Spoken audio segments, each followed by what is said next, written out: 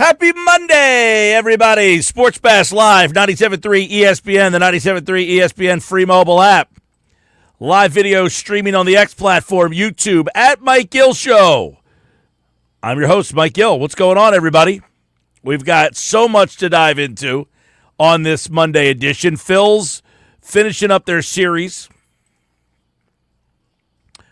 with the Reds this weekend. And, of course, the Phillies taking 2 out of 3, winning the last 2 games of the series in an epic performance yesterday. You know, I tweeted this out. If you don't think analytics, I don't want to say, listen, they are what they are. I'm a little hyperbole when I say if you don't think analytics are hurting baseball a little bit, watch the Phillies game yesterday. Look at the fans at the end of that game.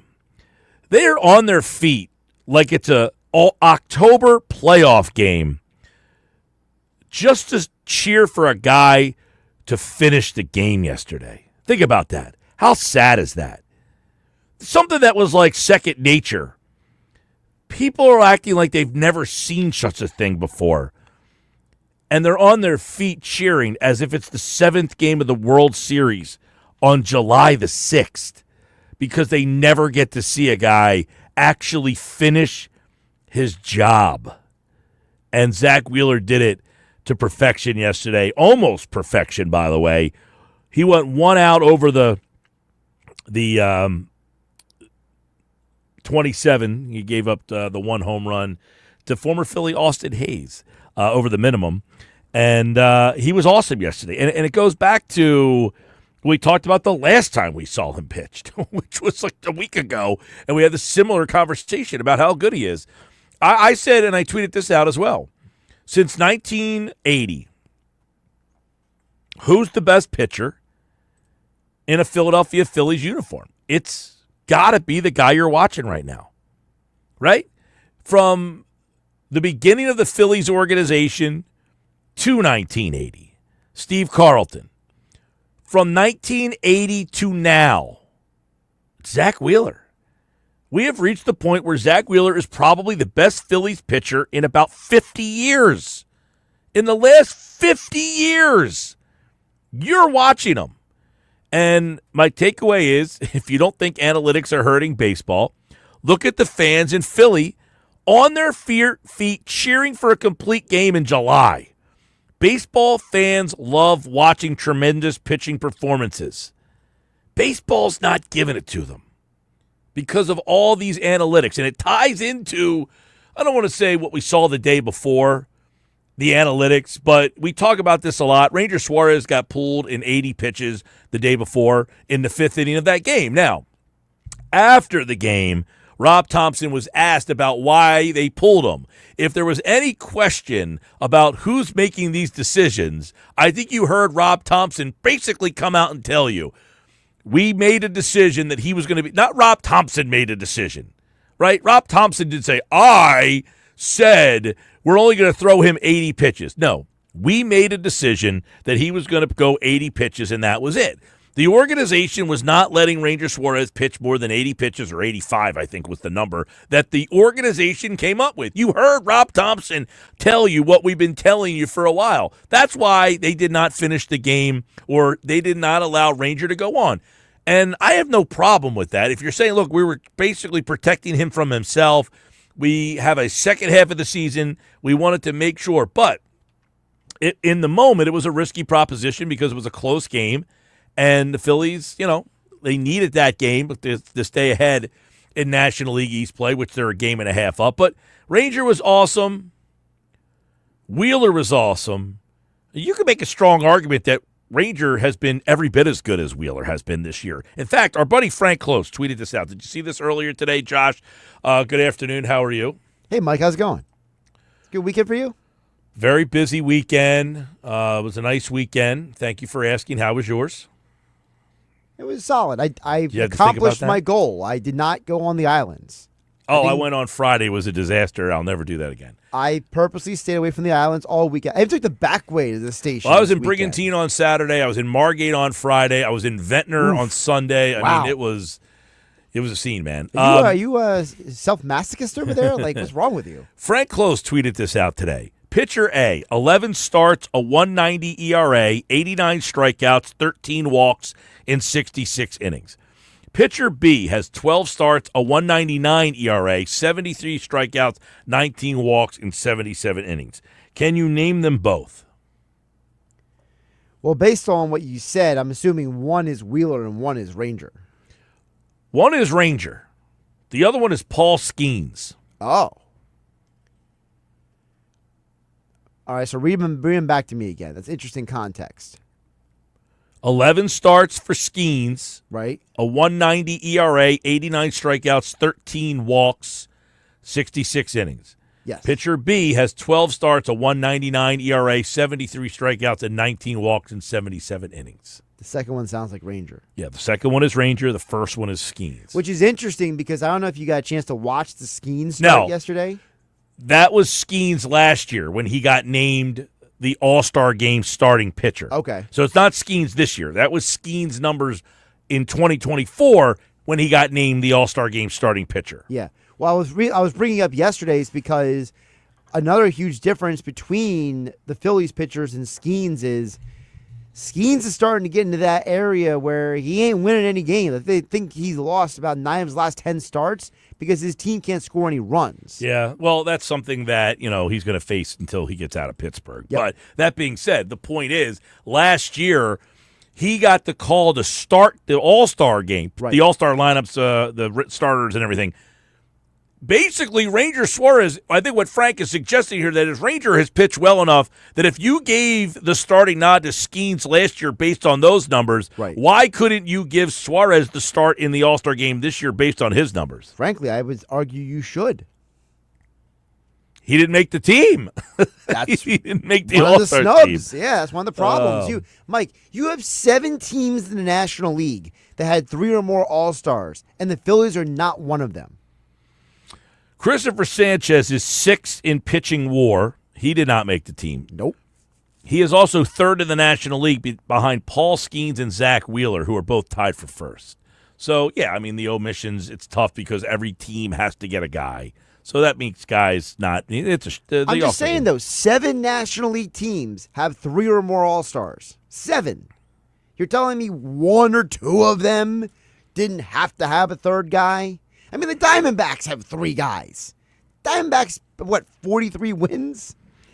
They have 10 less wins, I think, than the Phillies. It's tough when you say that. Which one of those guys get voted in? I had to pull it up again, but I believe the voted in was Carroll. So if they get voted in, there's nothing you can do about it. That right. doesn't mean then now you're going to reserves who might be deserving that didn't get voted in. Right. So, the starting lineups, which were announced, right? Yes. For the All-Star game. In the National League, you've got Will Smith, the catcher, Freddie Freeman at first, Ketel Marte at Arizona. Right. He was voted in. Manny Machado at third, Lindor at short. Now, who's having a better year, Lindor or Turner? Turner, because Turner leads the National League in hits. Lindor's 261, a 333 on base percentage. His power numbers are better. He's got 17 homers and 49 RBI with 14 stolen bases, where Trey Turner has 11 homers, 39 RBI. He has more stolen bases. His average is better. His on base is better. So do you like the power numbers better? But again, Lindor was voted in. But also, voting is a popularity contest, so I can't be too mad about that. Right. I get more annoyed about Ronald Acuna made it. Ron Acuna made it. He's only played half the season. Now, his numbers are pretty darn good, by the way, but he has 9 homers and 18 RBI, but he's got a 450 on base percentage. He's hitting 331 in those games that he's played. I did not bring up the Braves for a reason. I'm not begrudging the Braves, especially when it's in Atlanta. We all know that.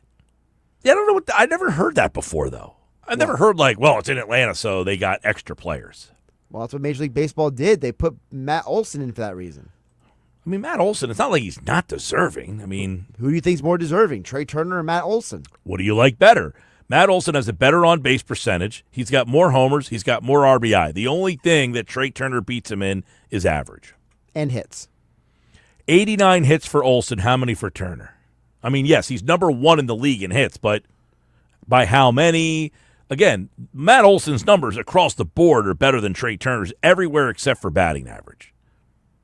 So batting average. Valuing batting average now? Well, I'm not saying we're not valuing it. It's one category out of, I just named 1, 2, 3. I mean, I'm sure his OPS is better. Trey Turner has 109 hits. All right, so he's got 100 and he's got 20 extra hits. That's significant. But how many at bats for Trey Turner?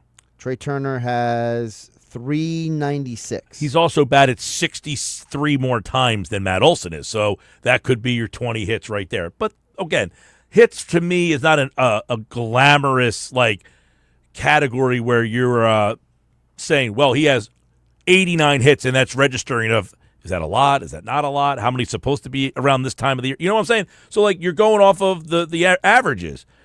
368 on base. That's better than Turner's. Significantly better. Turner's 350. 351. Okay, this guy's 368. What's his OPS? Turner's OPS is 802. 857. I mean, Matt Olson is better than him in every category back but to the one. metrics thing you opened the show with. What's more valuable? Is it the analytic numbers that you're mentioning, or is it the traditional number? He's beating him in the traditional numbers, Olson. The only one he's not is batting average. And you're saying, well, is that not important? I'm not saying it's not important. But that's one category that Turner has. Olson has every other category. Every other one. He's got RBIs. He's got home runs. He's got on-base percentage. He's got slugging. He's got OPS. I mean, he's literally beating him in every category. So you're saying Olson deserves it? If I said Trey Turner won one category of 5, wouldn't the guy who won 4 categories be more deserving than the guy that won 1? In theory. I have no problem with that. Do you? I just think that there should have been a way they could have gotten Trey Turner on the team. Well, yeah, but I mean, you're taking Olson off of the team, and you're trying to say Olson's not and deserving. He's the third first baseman.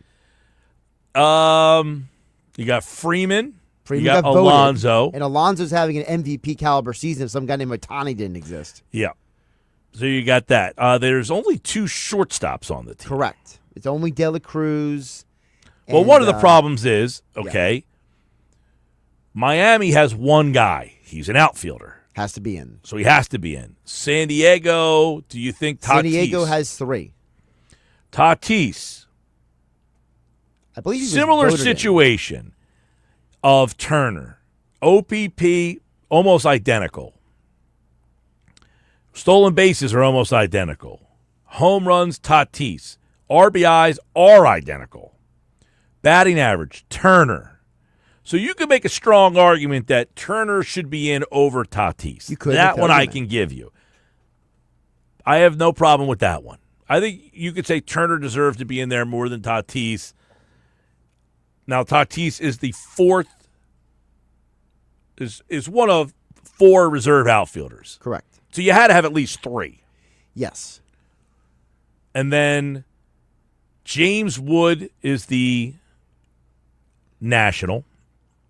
I think there's 2 nationals. Mackenzie Gore. Mackenzie Gore, yeah. So you could have said, keep Gore, put Turner on there, for example. I think Wood's deserving. More deserving than Trey Turner is. I think it's ironic that Wood, a guy who was a huge get for Mike Rizzo, gets named to the All-Star game, and then Mike Rizzo gets fired. He's 288 with a 391 on-base percentage, 23 homers, 67 RBI, Monster 12. year. Yeah, he's way more deserving than Turner is. I don't mind Wood being on the team. If you told me you want to swap out Tatis for Turner, I can work with that. But to me, Wood has to be on the team. I would actually say he deserves it more than Mackenzie Gore. Corbin Carroll is interesting. 247, Turner beats him there. Yep. 331, Turner beats him there. Yep. 20 homers, Carroll wins. Absolutely. 44 ribbies, Carroll wins. Carroll has 10 steals, Turner has 22. Now, Carroll's done this in 295 at-bats. He has almost 100 more at-bats Turner does than Carroll does.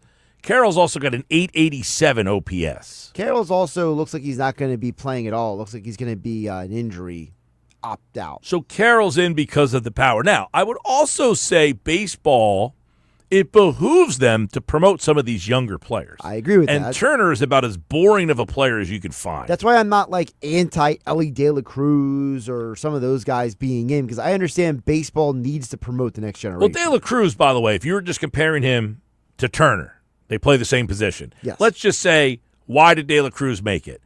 He's the only red, but probably more deserving than Turner is. I would think so. I mean, he's on my fantasy baseball team. I can tell you how amazing a year he's been having. 96 hits, 18 homers. By the way, that's only 10 hits less than Turner. Yeah, and he's got less at-bats than Turner. Correct. 18 homers, more than Turner. Yep. 60 RBI. Way more than Turner. 22 steals, the same as Turner. 277, so he's off on the batting average. 349 on base, which is 2 points off of Turner. Correct. You can make a strong argument that De La Cruz is just as, if not more deserving than Turner is. Again, I have no problem with some of these guys because I understand.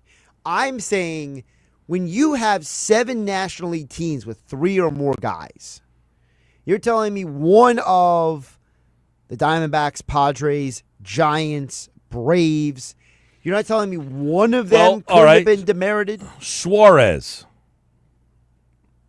from Arizona. Yeah, the third baseman. 28 homers and 73 ribbies. That gets you in. That's what I'm saying. If you told me Suarez was in and Carroll was out, I'd understand it. Yeah, the Carroll one I can say Turner's probably... Marte was voted in, so there's nothing you can do about that. Right, but I'm saying Suarez is getting in. He's got 28 homers and 70 ribbies. Right. So those numbers are pretty big. Carroll's the one that I'm like, okay, you could flip him out and put in, but Carroll also plays the outfield. You have 5 reserve infielders. You only have 4 reserve outfielders. Right. So that plays a role in this. It does. When you're putting the team together, hey, the 3 starters are going to play half the game. The other 3 guys are going to have to go in. So you can't have the extra infielder and have 1 less outfielder. And that's why people are pointing to the first baseman, because you have 3 first basemen. Yes, Alonso and Matt Olson. So you could argue that, okay. You only have 2 catchers on the team, too. That's so true. one guy's catching half the game, the other guy's the catching the other. Rockies catcher is the other catcher. And he's having a good enough year that he's having a good enough year. I'm totally fine with that. Yeah, Hunter Goodman, by the way, you can make an argument. He's hitting 281 with 16 homers. He's having and a better 50 year than RBI. Will Smith is. I was going to say, you can make an argument. I should have finished. You could make the argument that he's having the better year of the My bad. I catcher. didn't mean to jump on you there. No, I didn't finish what I was saying. Although Will Smith's hitting 332 with a 433 on base, 12 homers, and 45 ribbies. Yeah, he's having a very good year. Yeah. Certainly better than JT Realmuto. No doubt. I mean, so yeah, did Trey Turner deserve it? Sure, there's a lot of guys who deserve it. But when you also are starting to put guys in, like Kyle Stowers. He's the Marlins guy. He's the Marlins guy. By the way, he probably deserves to be there. 280, 350 on base. The on base is big. 16 homers, 46 ribbies. The RBI is big for a guy on a crappy team. 16 homers, 46 ribbies. Both of those numbers are better than Turner's. You know, Turner's big number is his hits and batting average. Those are not sexy baseball numbers. They're not sexy numbers. I understand that. That's his problem, I think. Now, do you have a problem with the Clayton Kershaw legend pick? I hate that thing. That should not demerit against somebody else making the team. Like, that should be like a, if you have however many players make the team, I believe it's like 32 is going to be the ultimate number. So, like, if you have 32 players, Kershaw will be like 33. You know what I mean? Mm-hmm. Like, if you told me Kershaw was the 33rd guy. If both teams got a legend roster spot. Yes, it should be a bonus spot. Yeah. I'm fine with that. But make it a bonus, not like I'm taking somebody else's spot. Well, we know that Sale's not going to pitch. He's hurt. Right, and there's a lot of speculation that Christopher Sanchez is going to take his slot. Who should make it, Sanchez or Suarez? I mean, I would go Ranger just because I think Ranger, the way he has pitched the last 10 starts, the only guy better than him has been Zach Wheeler. And even that's Well, you can make a strong argument that he's even been better numerically than Wheeler. I mean, seriously, look at these numbers. All right, put them just next to each other and just, like, marvel at the pitching that the Phillies are throwing out there at you. You've got Wheeler, 18 starts, 116 innings. He's got a 2.17 ERA. Suarez is 1.99. Now, Wheeler's got a 0.84 whip. Suarez is 1.33. Excuse me, 1.03. 1.03. Right. So he's got the better ERA. Wheeler's got the better whip. Suarez has 73 strikeouts in 77 innings. Wheeler has 148 strikeouts in 116 innings. I mean, those guys have just been ridiculous. Yep. They both average double-digit strikeouts. Actually, no. Suarez is averaging 8.5 strikeouts. Wheeler 11.5. It's Luzardo's got 10.6. But the four of those guys. Now I know Luzardo hasn't been as good as of late, but my God, those guys have just been unbelievable to watch. These four guys. The question will be, and Friday we weren't on the air, but Mick Abel got optioned. Yep. We're going to get into that with Mike McGarry from the Press of Atlantic City. What is the message? What is the message moving forward with Abel getting optioned here? I asked Frank Close that on Saturday's Hanging with Hennig, and Frank said that he thinks it's about getting the guy's confidence back up. Possible. Do we think we're going to see Mick Abel back up here again this year? Or do we think he's traded? Do we think that his trade value has now been shot? I think there's so much here. I think he gets traded because I think eventually they want Painter up here. I think either Painter will come up or Nola. Yeah, but what does him being traded and Painter being up here have to do with? Like, you could still just keep Abel down in AAA the rest of the year. You could, but I think Abel is probably one of your best trade assets. Yeah, I still don't know what to think about that. I'm just not sure whether or not he really has any trade value. Like, did we talk ourselves into thinking he had trade value based on those two starts?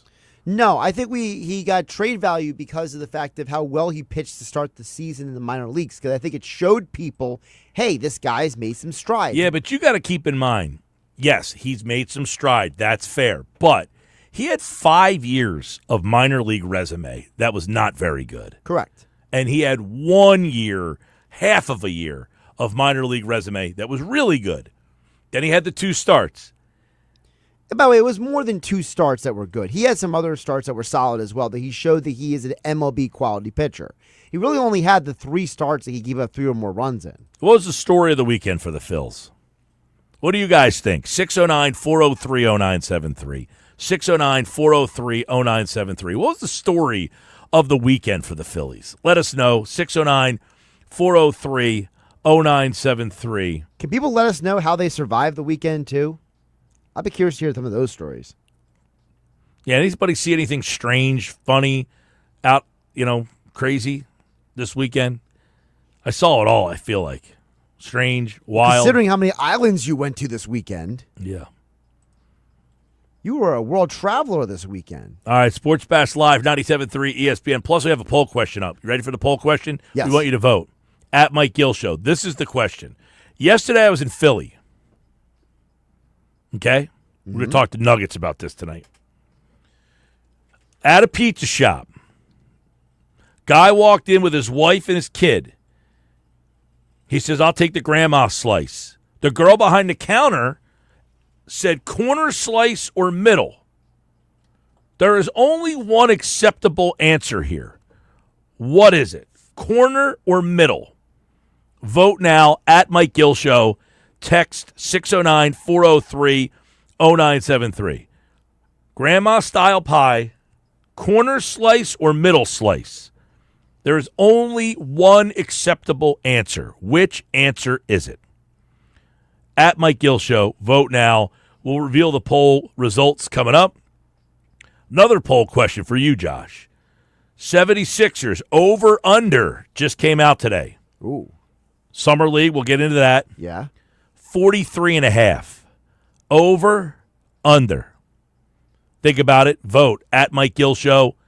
I'm Mike Gill. Coming up, Mike McGarry from the Press of Atlantic City, pressofac.com. We'll get some Phillies thoughts from him, plus the Nathan's hot dog eating competition. Joey Chestnut is back. He was the winner, 70.5 hot dogs. More Sports Bash coming up.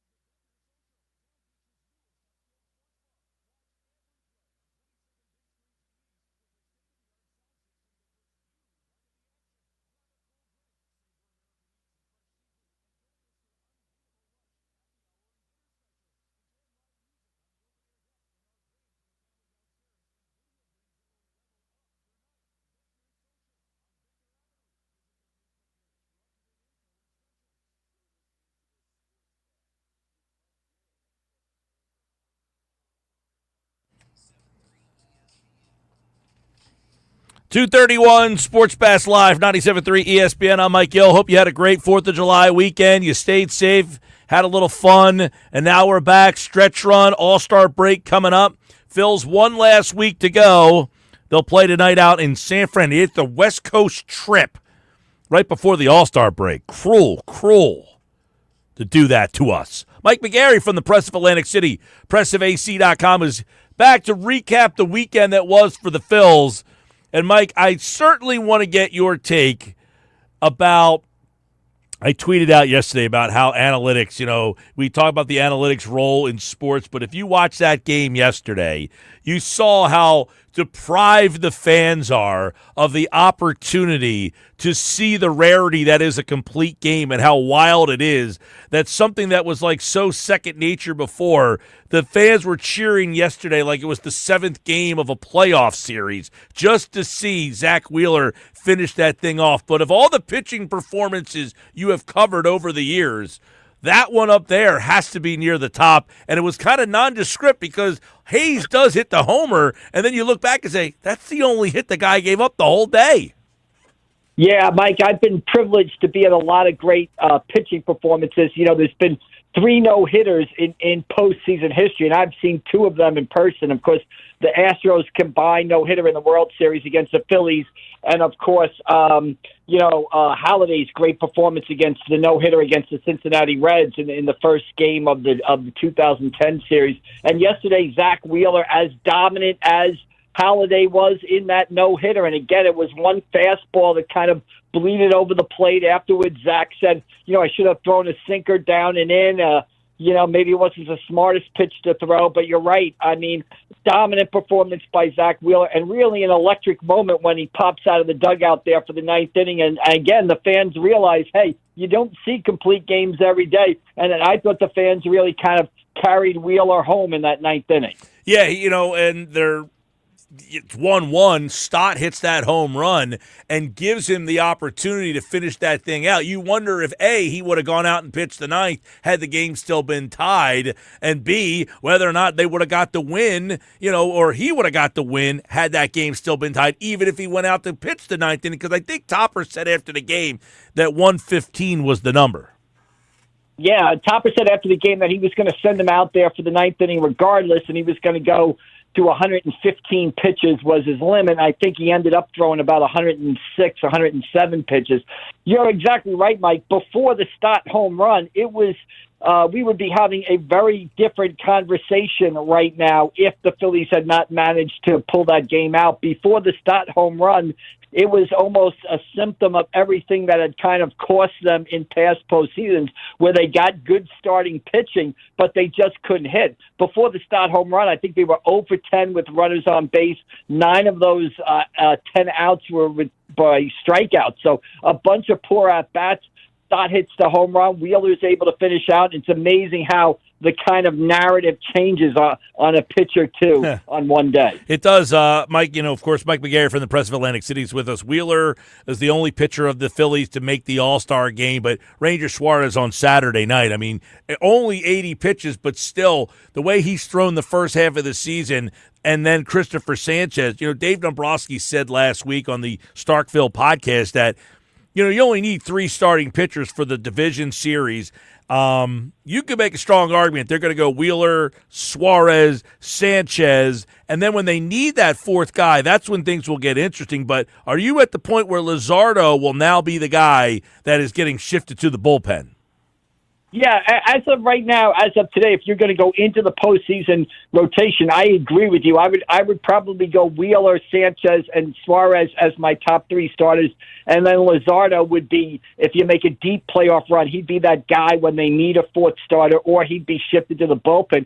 And I was just thinking, Mike, the strength of the Phillies is their starting pitching. I think it's the best starting rotation in baseball. You can make a compelling case for that. But you look at this last weekend, and it's almost like the Phillies starting rotation is like a high-priced Maserati or a high-priced price sports car that you keep it in the garage that you got to keep tuned up, immaculately, or at least it can misfire because you do have some concerns with the way Luzardo has thrown, his last couple of outings, and Ranger on the pitch count admitting that he had some back and shoulder issues in his start before the last one against Atlanta. So there's no doubt that the Phillies starting pitching is like a vintage Porsche, but boy, it's amazingly how quickly that can get out of tune or out of tune-up and start to misfire a little bit. All right, Mike, what do you make of the decision? This is going all the way back to Friday now. Mick Abel gets optioned. They announce that Taijuan Walker will start tomorrow night. What's the messaging there with Abel? How do you read what that means for him and then the starting rotation the second half of the season? Yeah, kind of interesting, right? I mean, I think they send Abel down. It's interesting they did it Friday morning. He clearly had struggled in his last couple of starts. And, Mike, this team is in a pennant race right now. I think a game and a half up on the Mets. They'd be, I think, the number 3 seed right now if the playoffs started today. There's no guarantee if they don't win the division that they're going to get a wild card. And you just cannot afford to send a guy out there and have him work on things and try to fix things on the big league level. That's what the minor leagues are for. So I think they looked at the way Abel pitched in his last start where he couldn't find the plate, couldn't command his pitches. He's had issues with that in the past. That's what the minor leagues are for. They're not in a position where Mick Abel can figure it out in the big leagues. Now, I thought it was interesting that they did it on Friday morning after Andrew Painter pitched Thursday night, and Andrew Painter was okay in that outing. If Andrew Painter had gone lights out, would they have called up Andrew Painter for the start this Tuesday? I don't know. More than likely, I think when they look at their number 5 spot, they got Taijuan Walker pitching Tuesday, and then because of the All-Star break, they don't have to worry about a number 5 starter again until July 22nd. So I think there's sort of 2 things. Have Abel work on what he needs to correct himself in the minor leagues because he can't give away big league games, and then sort of kick the can down the road as far as the number 5 starter. They don't have to make a decision on that to July 22nd. So why not wait 3 weeks and make the decision then? All right, well, Mike McGarry, make a prediction. Who makes that start as the 5th guy? Is it Andrew Painter, Mick Abel, Taijuan Walker, somebody else? I think it'd be the 21st or 22nd against the Boston Red Sox. I think it's got to be Andrew Painter. I mean, I understand he's not pitching lights out in AAA, but I think, a lot of times you look at guys' numbers in AAA. This is true for both hitters and pitchers. They're not lighting it up, but when they come to the big leagues, they're able to get to another level, basically. It's more of how he's pitching and not the numbers, basically. They've said July-ish all along for Andrew Painter. Well, July 22nd is almost August-ish. So, I think if you're going to use Painter and get him up here, I would think it would be Painter making that start on either the 21st or 22nd of July and seeing exactly what he can give the team. Maybe he can give them a boost going forward. All right, Mike, obviously yesterday you had no offense until late in the game. Chase Burns kind of dominated them. He was effectively wild, I guess you could say. You wrote about Max Kepler over at PressOfAtlanticCity.com. Kepler shows why the Phillies signed him, and you wonder if he's a long-term part of this particular season. There was that conversation on Thursday. Nick Castellanos rumors. I said, well, I haven't ever heard any Nick Castellanos rumors. I'd like to hear some Nick Castellanos rumors, but is it Castellanos the guy that they're actually trying to replace, not a guy like Max Kepler? Yeah, I mean, I know Nick Castellanos has his ups and downs and his good points and his bad points, but I don't see them trading him. One of their weaknesses is the ability to hit from the right side of the plate. Why would you trade one of your better right-handed hitters from the right side of the plate, as frustrating as Nick can be at times? So it's almost like if you're trading Castellanos, you're not addressing a need. You're not fixing an issue. You're almost just replacing one guy for another. And that's for Max Kepler, Mike. I understand he's in a tough situation. Now, it's probably his own fault because he didn't hit the way everybody or the Phillies thought he was going to hit in April or May. But you kind of got a feel for him. He has the great day in the doubleheader against San Diego. I think he hits a home run. He was 3 for 8. I think he'd start hitting the ball a little bit better. Jackson Merrill robs him of a 3-run shot on Monday. So he has the great 2 games in the doubleheader, but then they're off Thursday, and they face lefties Saturday and Sunday, or Friday and Saturday, so he doesn't play in those days. And then you put him in the lineup on Sunday, and you expect him to deliver. You can see where that might be a little frustrating or tough on a player, but it's life. When you're a platoon player, that's life, and you've got to figure out a way to get it done. And I just think with Max Kepler on the team, if Kepler's on the team, I don't think you're going to bring up Crawford at this point. I just think the roster doesn't work with Kepler still there. So it'd be interesting to see kind of how that situation plays out. All right, Mike McGarry from the Press of Atlantic City. I know we're a couple of weeks away from the trade deadline, but we keep talking about Ranger. He's a free agent. We're not hearing a lot about his contract. Would you be shocked if they used him to make a major move? I would be shocked. I would be shocked if they traded Ranger Suarez. I think right now he's one of your top pitchers. I don't think you can trade him. I also kind of question how much you could get for him. Everybody in baseball knows he's going to be a free agent in 3 months. Everybody in baseball knows his agent is Scott Boras. Everybody in baseball knows how Scott Boras plays out free agents, taking them on the market, trying to get every last dollar. Often they don't sign until late February or March. So I would doubt another team, the only team I would see trading for a Ranger Suarez would be a contender. And why would the Phillies trade, with a contender, giving them and making them better? So I would be absolutely shocked if they traded Ranger Suarez at the deadline. Shocked. Yeah, that would be shocking. But, you're wondering, we're hearing about Schwarber's contract a little bit here. What is it going to take to get Ranger back? You talked about the back. They had an 80-pitch or 85-pitch limit on them. They pulled them out. I mean, this one's going to be – they're going to be a tough spot with Ranger, Schwarber, Real Muto, having to make decisions on all 3 of those guys. Yeah, I think that's why, to me, if you're Dave Dombrowski, you're going for it big time this year, because this is going to be, I think the Phillies are obviously going to have Bryce Harper next year. They're obviously going to have Trey Turner. They're obviously going to have, Zach Wheeler on the team. But there is going to be a little tweaking to the core, and it's pretty interesting after the game yesterday. Zach Wheeler, who's got 2 more years left on his contract, after every start, he praises JT Realmuto. He said yesterday it's an honor to throw the ball to JT Realmuto. In the past, he said JT Realmuto knows my stuff better than I do. Boy, Zach Wheeler not coming out Bryce Harperish and saying, sign JT, but I think Zach Wheeler is sending a message to the Phillies front office that as long as he's in a Phillies uniform, he wants to throw to JT Realmuto. So you're right. Interesting off-season coming up for the Phillies. I just think the foregone conclusion, because of who Rangers' agent is, his age. This is his one time to sort of cash in and get a big contract. So, I think that's why I think people have kind of accepted that Rangers going on the market. And, honestly, I really see Ranger pitching for another team next year, not the Phillies. All right, poll questions. Let's get Mike McGarry's take on our poll questions. Number 1, Sixers regular season win total. Over, under just came out today. Number 1, do you even know what the over-under is, and what's your guess? I would guess. I do not know what it is, but I am going to say 45.5. Okay, the number is 43.5. So good close guess by you. 43.5.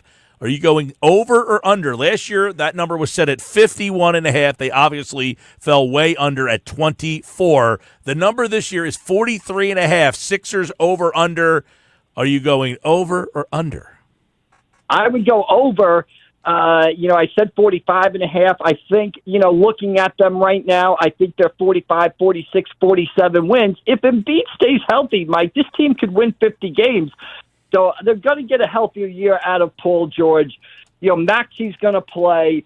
Some of the younger guys are probably going to contribute. You look around the rest of the NBA East. Yeah, Atlanta, I think, has improved itself. Yeah, I think Cleveland has improved itself. But a lot of teams, Boston's going to take a step back. Indiana probably takes a step back. So, I would take a cautious over. Don't bet the mortgage on it, just a cautious over. 75% right now are going over the number. So maybe that VJ Edgecombe Sixers Summer League game on Saturday night had some people intrigued. Did you stay in for a little Summer League on Saturday night there, McGarry? I did not, and kind of amused at the reaction of VJ. Hey, you'd rather have the guy play better than worse in his summer league debut, but I thought people got a little crazy. And just remember this, I know they beat Ace Bailey on the Utah Jazz, but 6 months ago, Ace Bailey and Derek Harper were losing to Princeton. So keep that in mind before we talk about how great the Sixers performed against Ace Bailey. And Princeton isn't in the NBA. No, they're not. I actually saw Princeton play in person this year. They were pretty good, but all right. Pizza shop. I was at a pizza shop yesterday. Guy said, I'll take a grandma-style slice. The woman behind the counter said, corner or middle. There is only one acceptable answer here, Mike McGarry. Do you have the right answer?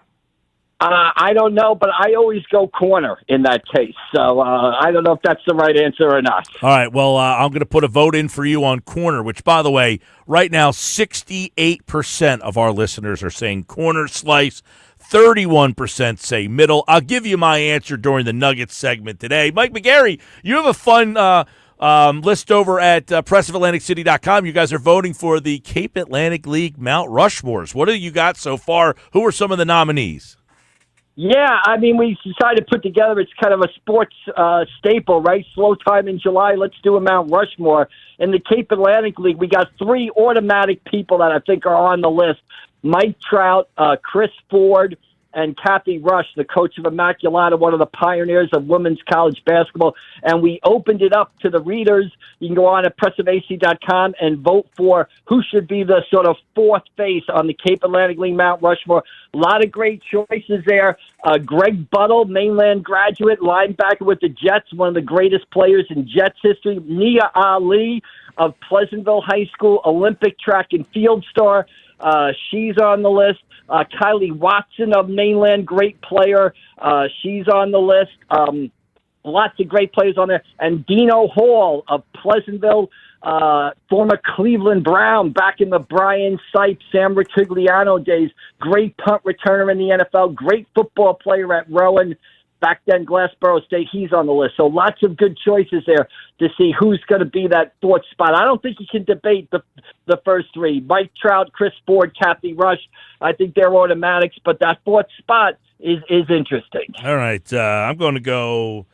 Saw a lot of Monica Johnson. She was pretty darn good. I don't know that I've ever seen a girls player better than that in my time. Lou Rowe was a beast mode there.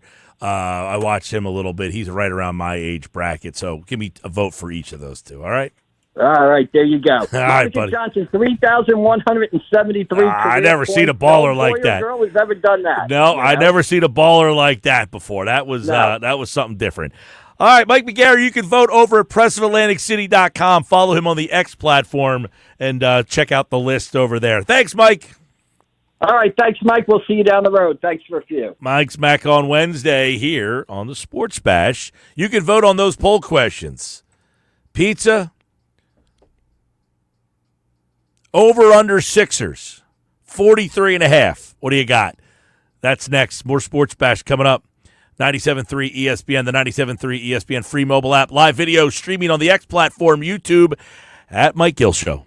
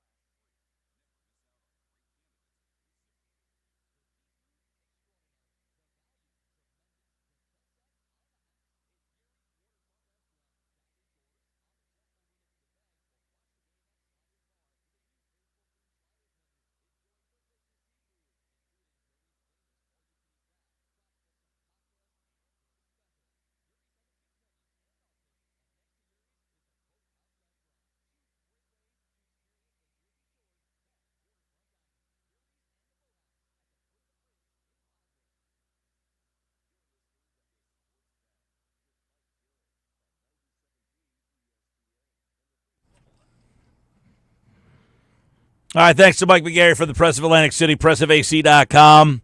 Coming up in the 3 o'clock hour, the Summer Sixers. We'll dive into that night on Saturday night. Plus, we'll get into some more Phillies on the other side. Phil's play out in San Francisco tonight, so we won't get the lineup for today's show, but we'll have plenty of Phillies to kind of conversate about throughout the rest of the time. We got so much more. By the way, some text messages coming in. Cole from LVI says, I voted corner slice. It's almost incomprehensible to see someone choose middle over corner when you have the option. Cole, I'm going to bring this up a little bit later on in the show during the Nuggets segment today because I'm going to ask Nick's Nuggets because, we don't agree on drums versus the wings. Could Nuggets actually be a middle guy or a crust guy? We'll see, and I'll give you my take on it as well. Vote at Mike Gill Show.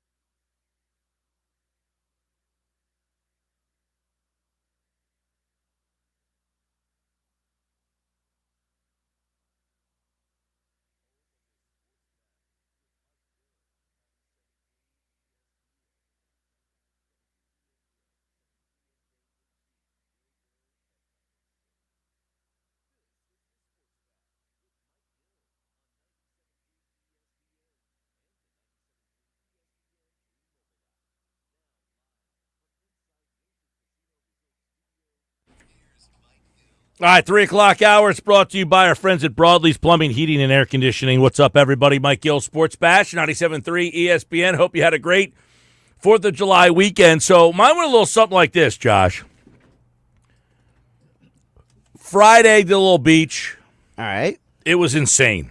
That was your fault. Did get a good parking spot, though. Lucky you. I lucked into a parking spot. Happens sometimes. A lot of people down there. I can imagine. I saw some of the pictures online. Saturday was over in Brigantine early in the day.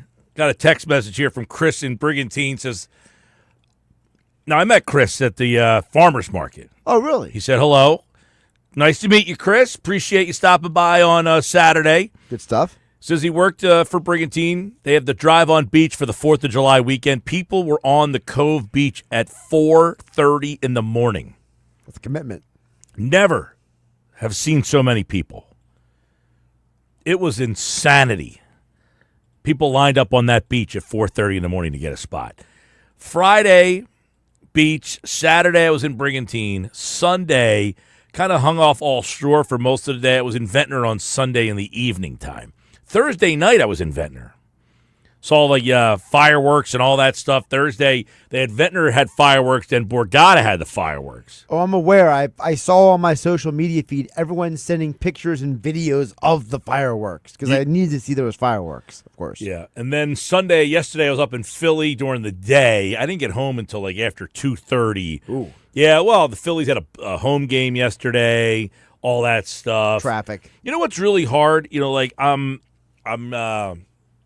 and that sparked the pizza question because I stopped to get a slice of pizza while I was up there. Gotcha.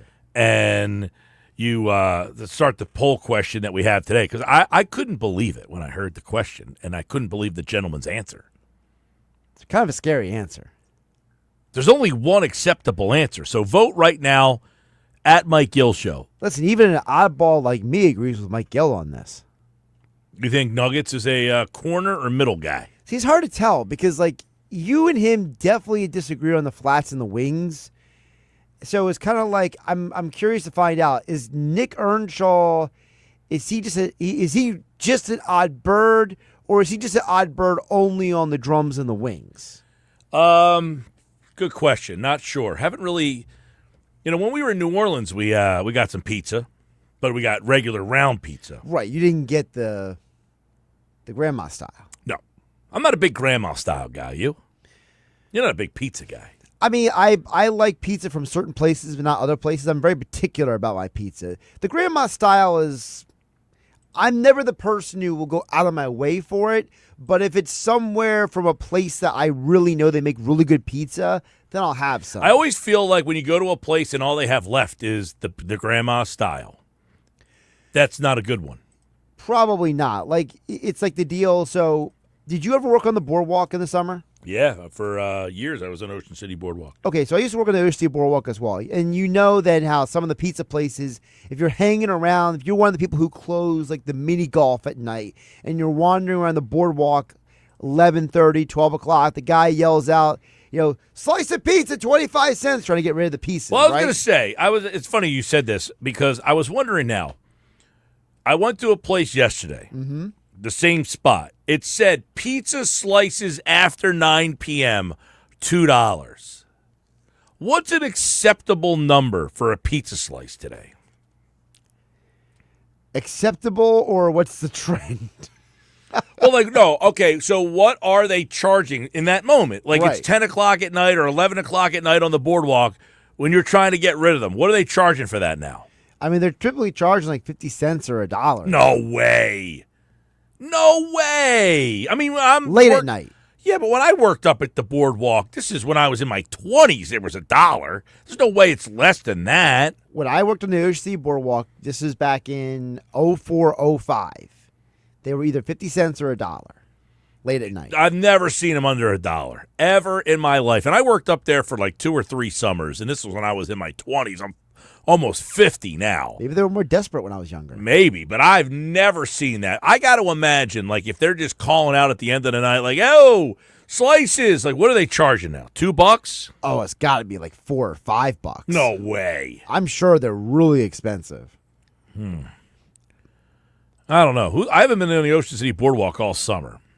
Are you an Ocean City Boardwalk guy? Yeah, I'll go up there. I mean, Okay. and I'm not like anti-Ocean City Boardwalk, although just the amount of people up there anymore, it's insanity. Yeah, if you go up when it's crazy busy, it's not that enjoyable. I love walking the boardwalks during the summer and the off-season months, just like late at night. Get the breeze from the ocean, hitting your face, get the smell of the ocean salt when you're walking around at night. I enjoy that, but I don't like when it's super crowded. Yeah, I mean, I don't want to be like getting bumped into. You got packs of that's the kids and worst. stuff like that all over the place anymore. They got to figure out something there. But back to the pizza. You said, so you're at a pizza shop, and that's the origin of this story. So the guy walks in. He says, "I'll take the grandma-style slice." That's what he said. Yeah. I'm not even looking at it, okay? I'm sitting there in the table by myself, okay? He says, "I'll take the grandma slice." It was a full pie, Okay. okay? I saw it because when I ordered, I saw it in the display. So he says, "I'll take the grandma slice." The girl behind the counter says, "Do you want the corner slice or the middle?" Astute question by her, by the way. Well, I mean, yeah, I guess. I mean, get the full brigade here.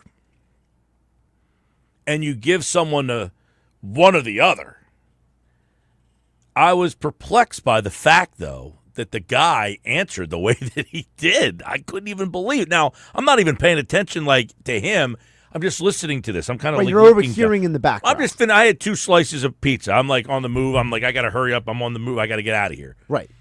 And this is all happening. It was like him and his wife and his daughter. I've never even heard the question answered for because generally I don't hear anybody ever say, "I'll have the grandma slice." Yeah, I can't say I've ever heard anyone go into a pizza shop of any kind asking for a grandma slice specifically. Well, it actually said it on the thing, the sheet, grandma style. He said he looked at it and he tapped on the top. "I'll take the grandma style." Now, really quick, did they have other pizzas in the display as well? Yeah, but they were all round. Okay, so he specifically zeroed in on the grandma pie. That's He very said, interesting. "I'll take a grandma slice."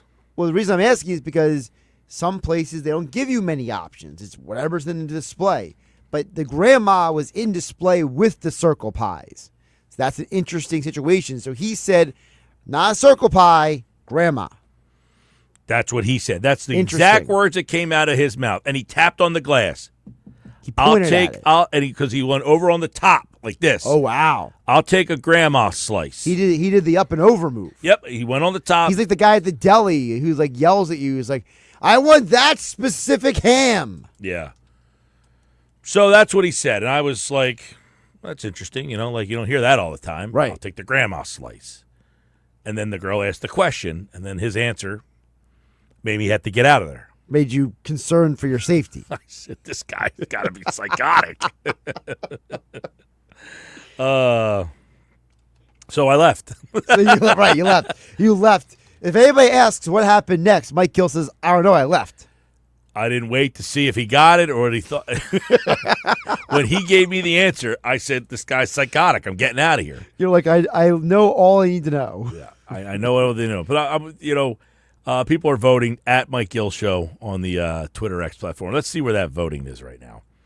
Right now, the Hoping for your sanity's corner sake. slice is 68%. The middle slice is 31%. Interesting. Okay, we'll see where this goes.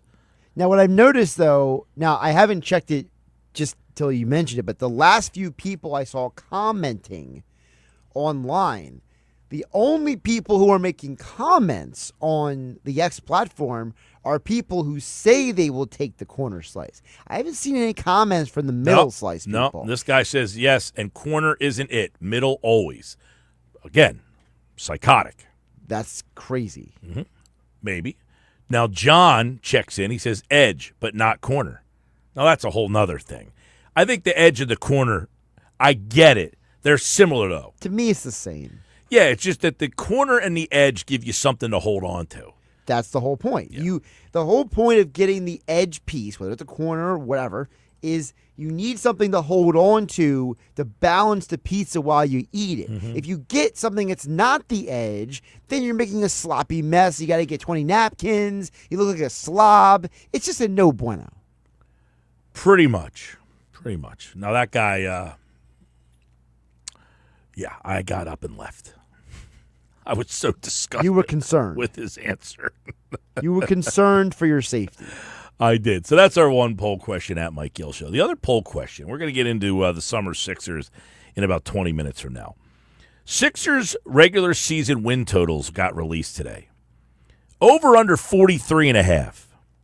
Right now, at Mike Gill Show, 75-25 on the voting. It's actually closer to 76. 76 for 76ers?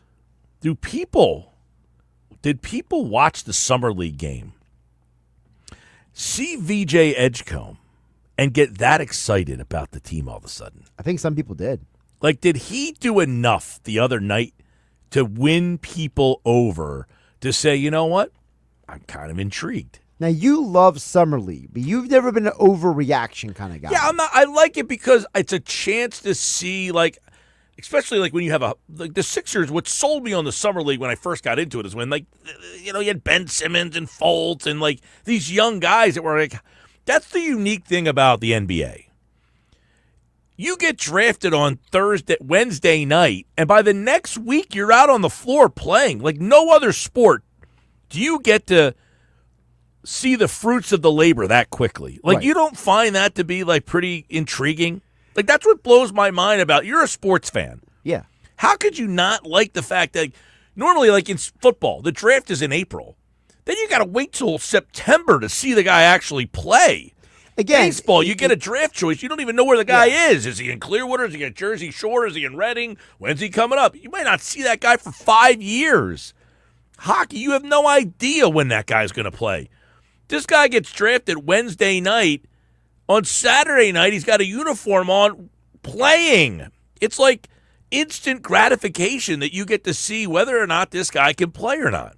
Listen, again, as I explained on Hanging with Hennig this weekend on 97.3 ESPN, 12 to 3, shameless plug, I said, to me, the Summer League is something that you put on the television, but it's not appointment viewing. Like, I don't set my alarm to be like, because my buddy was texting me over the weekend, as you heard, Mike, saying, 9 p.m. ESPN tonight, like with 5 exclamation points. Like, for him, it was like, I'm stopping my entire life to watch this game. Whereas for me, it was, hey, I'm going to go on with my life, and if it's on the TV, I'll see it, but I'm not going to, like, drop everything I'm doing for it. That's all. Nor should you. Nobody should be dropping what they're doing. But generally, they're on during the week, at night, just like a Sixer game tonight, right. 7 o'clock. Phillies play at 9:45. Which works out very well, because now you can sit there and say, I don't have to miss the Phillies game to check out some more Edgecombe, Broom, and Adembona. Yeah, and like tomorrow night, same thing, 7 o'clock, Phillies on the West Coast. So tonight and tomorrow, it works out. Sixers and Phillies. Now, if the Phillies are playing and the Sixers Summer League is on, I'm probably doing the switching back and forth. Now, really quick, which day are they playing the Spurs? Is that today or tomorrow? No, I think the Spurs game, let me is that check. Later in the week? I think they open up in Vegas against the Spurs. Okay. I think when they start the Vegas Summer League, they're playing the Spurs. Because the Spurs game I am intrigued by. Yeah, but the other night, in the Spurs game, Harper didn't play. Ooh, that's disappointing. Yeah, he did not play in the game the other night. Now, tonight they play Oklahoma City. Tomorrow they play the Grizzlies. Thursday is their first game out in Vegas, and they play the Spurs. That's a 10 o'clock game. That's on ESPN. That's like the main ESPN game. Okay. And I don't know if Harper's playing in the game or not. He did not play for the Spurs the other night. Well, part of the appeal also for Saturday night was Ace Bailey. You wanted to see Ace Bailey with the Jazz. And Walter Clayton. There was guys you knew who they were on the court. Well, but that's most of the Summer League teams. Every rookie, generally, the lottery picks, they're all out there playing. That's the one cool thing about Summer League. is you get the opportunity to see the top rookies in the game. The number one pick plays in the summer league. Like, you generally see that number one overall pick. He's playing out there. Like, it's pretty cool that these guys are out there the week after they get drafted. Well, that's why I use the word intrigue. Like, it's kind of this is interesting. This is fascinating. It's like when you see in the NFL preseason the number one draft pick get on the field, right? Or in spring training, if Andrew Painter was pitching in spring training, right? It's the intrigue of it, but it's not the I have to stop everything I'm doing in my life to watch it.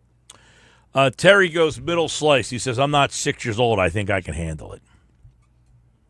I don't know if you can handle it, Terry. I think it's my It's not about not handling it or not. There's just no place, like you're. How do you hold it? No, I don't know. That's a terrible answer. The whole part of the pizza is holding the edge. But it's also the crunchiness of the crust. Well, that's part you of it, get that too. little burnt part of it. Now, are you a flat eater or a folder? I prefer to be a flat. I'm only a folder if your pizza's too greasy. Interesting. See, I'm a folder. Yeah, no, if you're giving me greasy pizza, I have to fold it. I want no flop in my pizza. You want the stability. I don't want a floppy, messy pizza. See, now you sound like some of my friends. You're talking about, and I agree with this, by the way. I don't like a pizza that's falling apart. Me neither. It's got to have some stability. That's why, though, generally, if you're folding the pie, it's because you don't have confidence that it's going to hold up. See, I like the fold because I like to get a little bit of extra crust in with the cheese and the sauce. The guy with the middle saying he can handle it, that's not about that part. Now, you said, there is a part of it like you grab the corner or the edge because there's something. But I like the crunchiness of the crust that the middle doesn't offer. You're missing out on the whole. Like some people, this is another thing that drives me nuts. That's why I'm wondering. The people who eat the pizza and then don't eat the crust, they leave the crust on the plate. That means you probably shouldn't be eating the pizza in the first place. Like the crust is like it's like the cheesesteak. The bread makes the cheesesteak. Correct. The good pizza is elevates. made. The pizza is made by the crust. Like the good crust adds to the deliciousness of the pie. Exactly. And I've always said, if you're a person who's like, that crust isn't great, then you probably ordered some poor pizza. Because great pizza, the crust is part of the greatness of the pizza. No doubt. So if you're someone who says, I didn't want to eat that crust. That crust looked a little greasy. That crust really didn't do it for me. Then what you're actually admitting is you just consumed below average pizza. Well, and listen, sometimes you don't have a choice. I mean, you're kind of stuck by your surroundings. Or you could be an animal like me and just not. Not what? Not even eat it. I mean, come on. I mean, even bad pizza is good pizza. No. You've never had Sam's Club pizza then. Wow. I probably not, but you don't want to. I had one time I had a really bad piece of pizza. It was somewhere in LBI. I couldn't tell you the name of the place. And it was horrific. It was terrible. But that's the only time I've ever said this pizza's just unedible. I've had a bunch of times that there's been pizza that I was very displeased with. But what I typically do is if I start eating the pizza, I feel like I'm obligated to finish it. It's like when I go to a brewery. Absolutely. That pizza was so bad that I ate yet. I said, I got to finish it. I mean, it's like when you go to a brewery and like you get a flight and you get 4 brews and 3 of them are great and the 4th one is not what you expected at all, but you started drinking it and you're like, I got to finish it now. By the way, had a good one this weekend. Not a 4-5 like the one I had from Thursday's show, but pretty good one. Was it at least a 4? 4-2. Oh, wow. There you go. Share that on Happy Hour Friday. Looking forward to it. All right, coming up, I will get into the Sixers Summer League game because there was a lot to unpack from that game. Sixers Summer League, they lost, by the way. It's inconsequential. Nobody cares. They have no ball handler right now. That's true. The kid that they signed from Wake Forest, he was supposed to be the ball handler, but he got hurt and didn't play on Saturday night. I'm hoping he plays tonight. But VJ Edgecombe, but some of the other takeaways from the Sixers Summer League game. I'll get into that coming up next. Plus, Mosher has a mailbag edition. Monday, Mosher mailbag for football at 4. That's coming up in 40 minutes from now on the Sports Bash.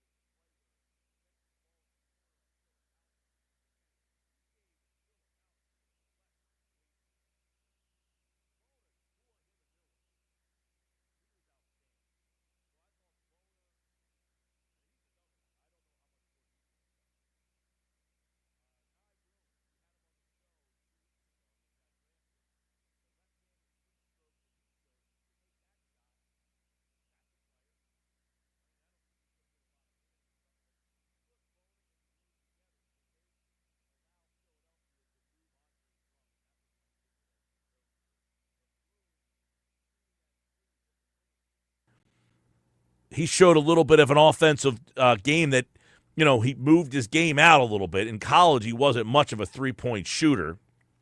And the other night, he looked very comfortable taking that three. So he has added that part of his game. I thought he impressed in the Summer League game on Saturday night as well. The one thing with him is he is a good passer, so you got that from him. But can he add that little pick and pop three-pointer, him and Edgecombe working it together? That was a nice little work there. So I definitely like what we saw there. And then one other guy, talking about this the other day. So Jeff Teague, you guys remember Jeff Teague? He played for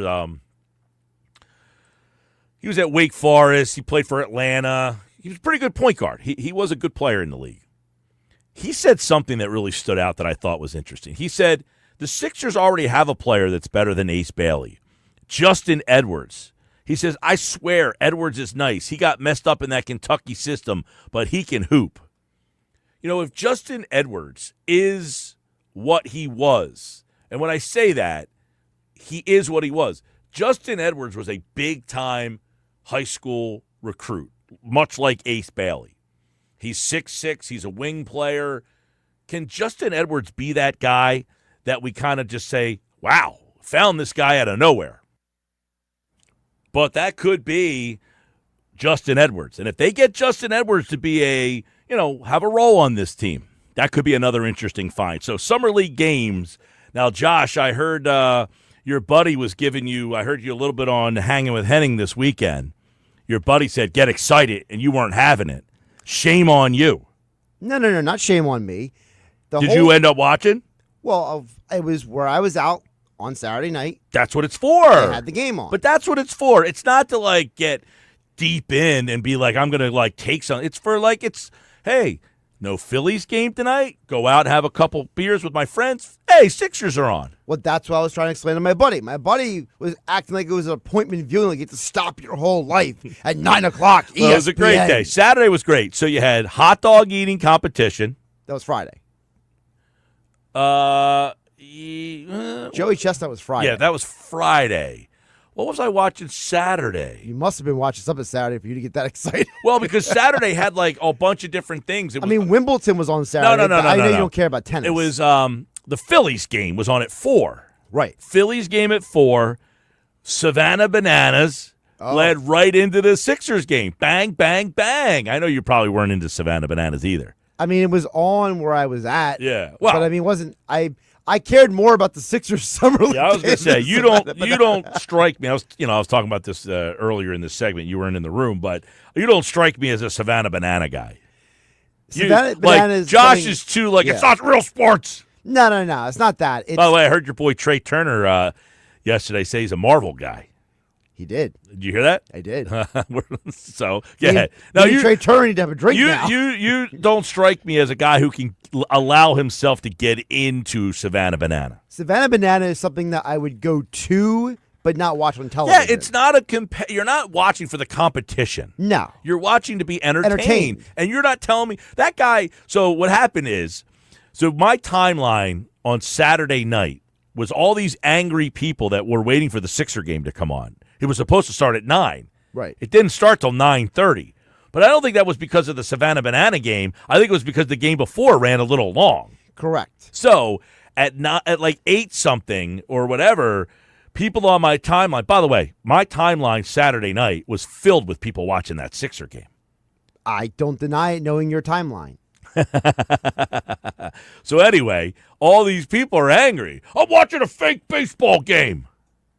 I'm like, just enjoy the game. So anyway, they have this thing called the world's fastest inning. So in other words, the producer got in someone's ear and said, hey, this game needs to speed up a little bit. So there's no break between the innings. The guy gets a third out. The other team literally is on the field, and the pitcher starts going. It's like a NASCAR tire change. But it's crazy, though. Think about it. The guy hits a ground ball to third base. The third baseman puts the ball between his leg, literally between his legs, and fires to strike the first bat. I was talking about this a couple minutes ago, but it's unbelievable. Alec Boehm can't do that. No, absolutely This not. third baseman who's some jamoke puts a ball between his leg and fires a strike. And you can't afford to make a mistake at that level at that time in the game. Like, think about this. The pitcher, Mick Abel, can't throw strikes as consistently as these guys. These guys are throwing strikes every single pitch. I wish Mick Abel threw consistent strikes. The second baseman for the Bananas caught a ball. He catches the ball behind his back like he's like so nonchalant. It's just unbelievable. And then they have the trick play counter. And it's a pop-up to short. The shortstop, like, volleyball sets it to the third baseman. And, like, it's pretty unbelievable. I love the rule, though, where if the fan catches the ball, you're out. You're out. Yes, Yeah. I like that rule. That's a great rule. Listen, Savannah Banana is something that I would love to go to. Sure. But, like, if Am it's I watching, like, the if it's whole on season? television, I'm just kind of like, meh. See, my girlfriend likes it. She's really into it. She thinks it's like she wants to go, and but it's helped her get into the Phillies as well. Like the baseball, it gets like a little bit more. Well, the pitch clock certainly helped there. Oh, the pitch clock, I think, brought a lot of people back into the fold. So Savannah Bananas were on 7 o'clock to 9. The game ran, and then the Sixer game, Craig Bowlerjack and Thurl Bailey, the voice of the Salt Lake City Summer League, they came on. They're filling like 15 minutes because the game wasn't ready to start. Right. So the next thing you know, the Sixer game starts, and then VJ Edgecombe was just, got off to a little bit of a slow start. You're like, okay. And then, bang, he came out, and you're like, okay, I don't need to see any more VJ Edgecombe. Well, my biggest takeaways from the game were 3 guys, and one of them was Edgecombe. I would hope so. Well, I mean, I said earlier. But it wasn't for the dunk. I know a lot of people were obsessing over the dunk. I said, to me, Edgecombe he wasn't the best player in the game. He was the best player of the weekend.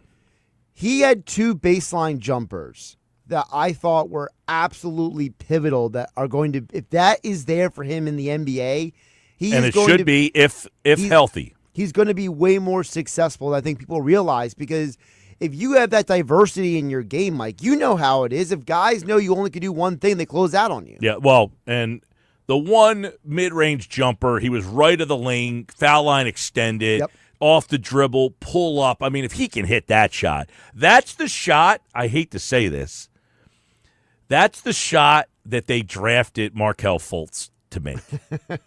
Seriously, like it was the mid-range pull-up jumper where you were like, because now he's not as good as a three-point shooter in college as Fultz was. Fultz was a dynamite three-point shooter at the collegiate level. He obviously did not carry that over to the NBA, but Edgecombe was not a great NBA college three-point shooter.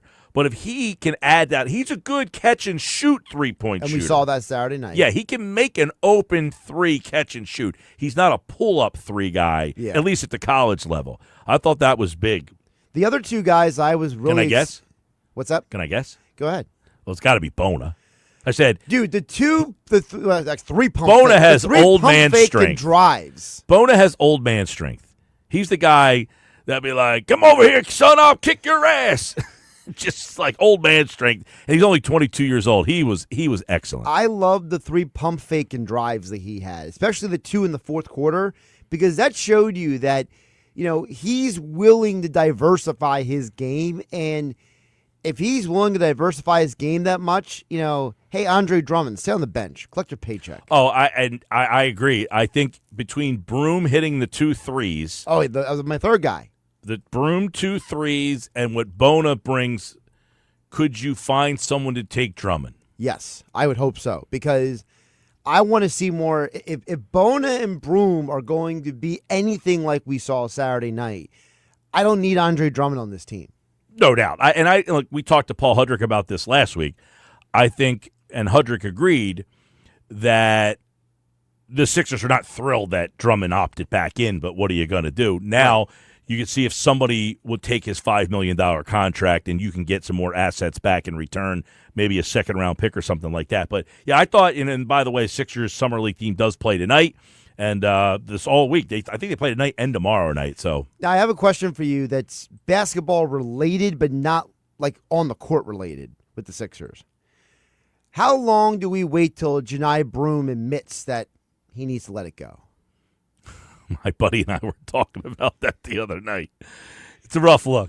Because I was out. It's a good question, though. It's a fair question. I was out Saturday night, and I was talking to the bartender about this. And The bartender, she looks at me. It was a female, and she says, that's not a good look for a guy. No, it's and not. I was like, yeah, he's hanging on for dear life.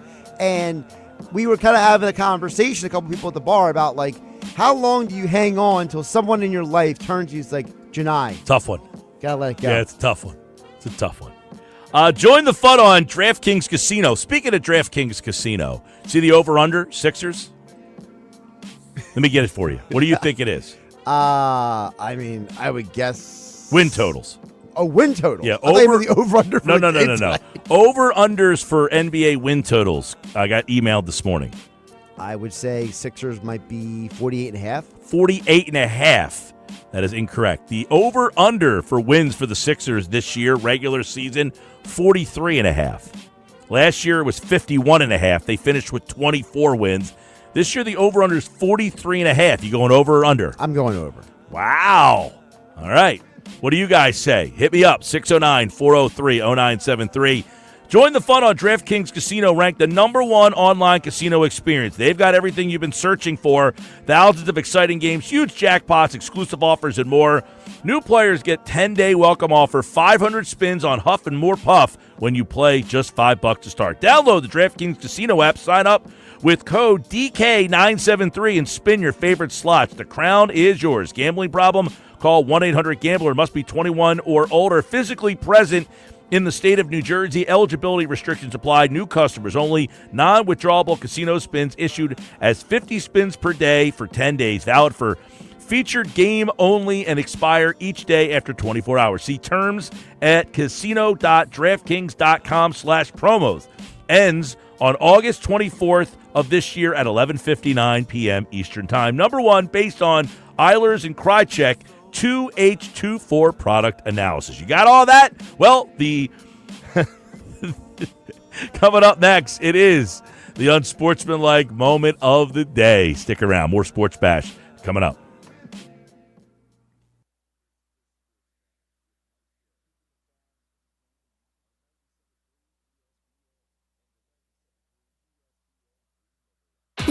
Zero all month long. How about 0% on the road for 60 months? Or pay 0% on a Pathfinder. Also for 60 months. Click or visit maxblacknissan.com. Unapproved Tier 1 credit. 1666 for 1,000 finance through NMC. Negative equity may be refinanced plus tax. Then 689 fee. Offers can't be combined. Call 877-289-6670 or visit maxblacknissan.com for full details. VIN RC73836. MSRP 31,113. Offer ends July 6, 2025. Matt Black Nissan, located on the Black Horse Pike in Egg Harbor Township, right next to the Home Depot.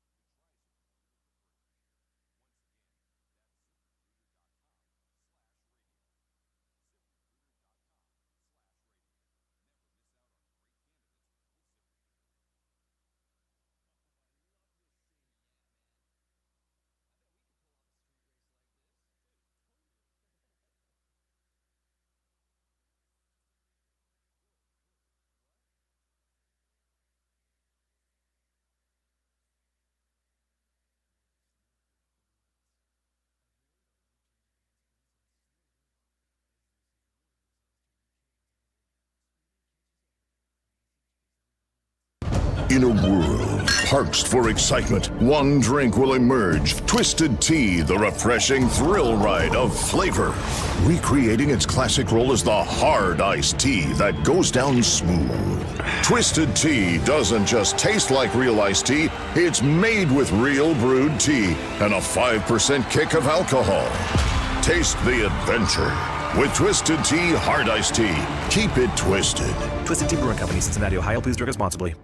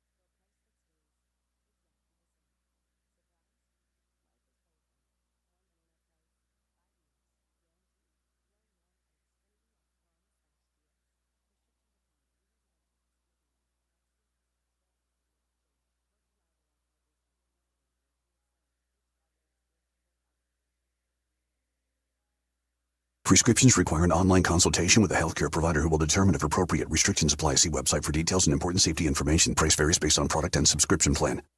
Hey guys, let's talk ED because millions of men experience it, but not everyone can access or afford treatments like Viagra. Well, Hims can help. Through Hims.com, you can get a full range of treatment options for ED, including daily or as-needed meds through a 100% online process. It all starts with an online intake form. Get started at hims.com/radio, and from there, a medical provider licensed in your state will determine if ED treatment is right for you. If prescribed, your medication is shipped to you for free. Find the ED treatment that fits your needs with options up to 95% less than the brand names. Millions of men experience ED, but Hims can help. To start your free online visit and save up to 95%, go to hims.com/radio. That's hims.com/radio for your free online visit. HIMS.com/RADIO.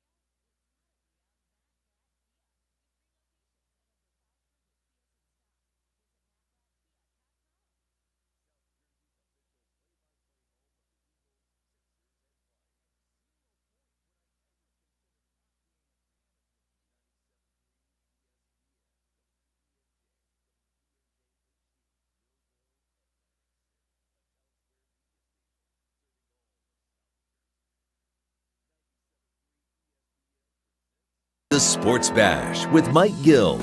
It's time for Football at 4, powered by the Inside the Birds podcast. Just hungry to bring back another Lombardi to Philly. The fans deserve it.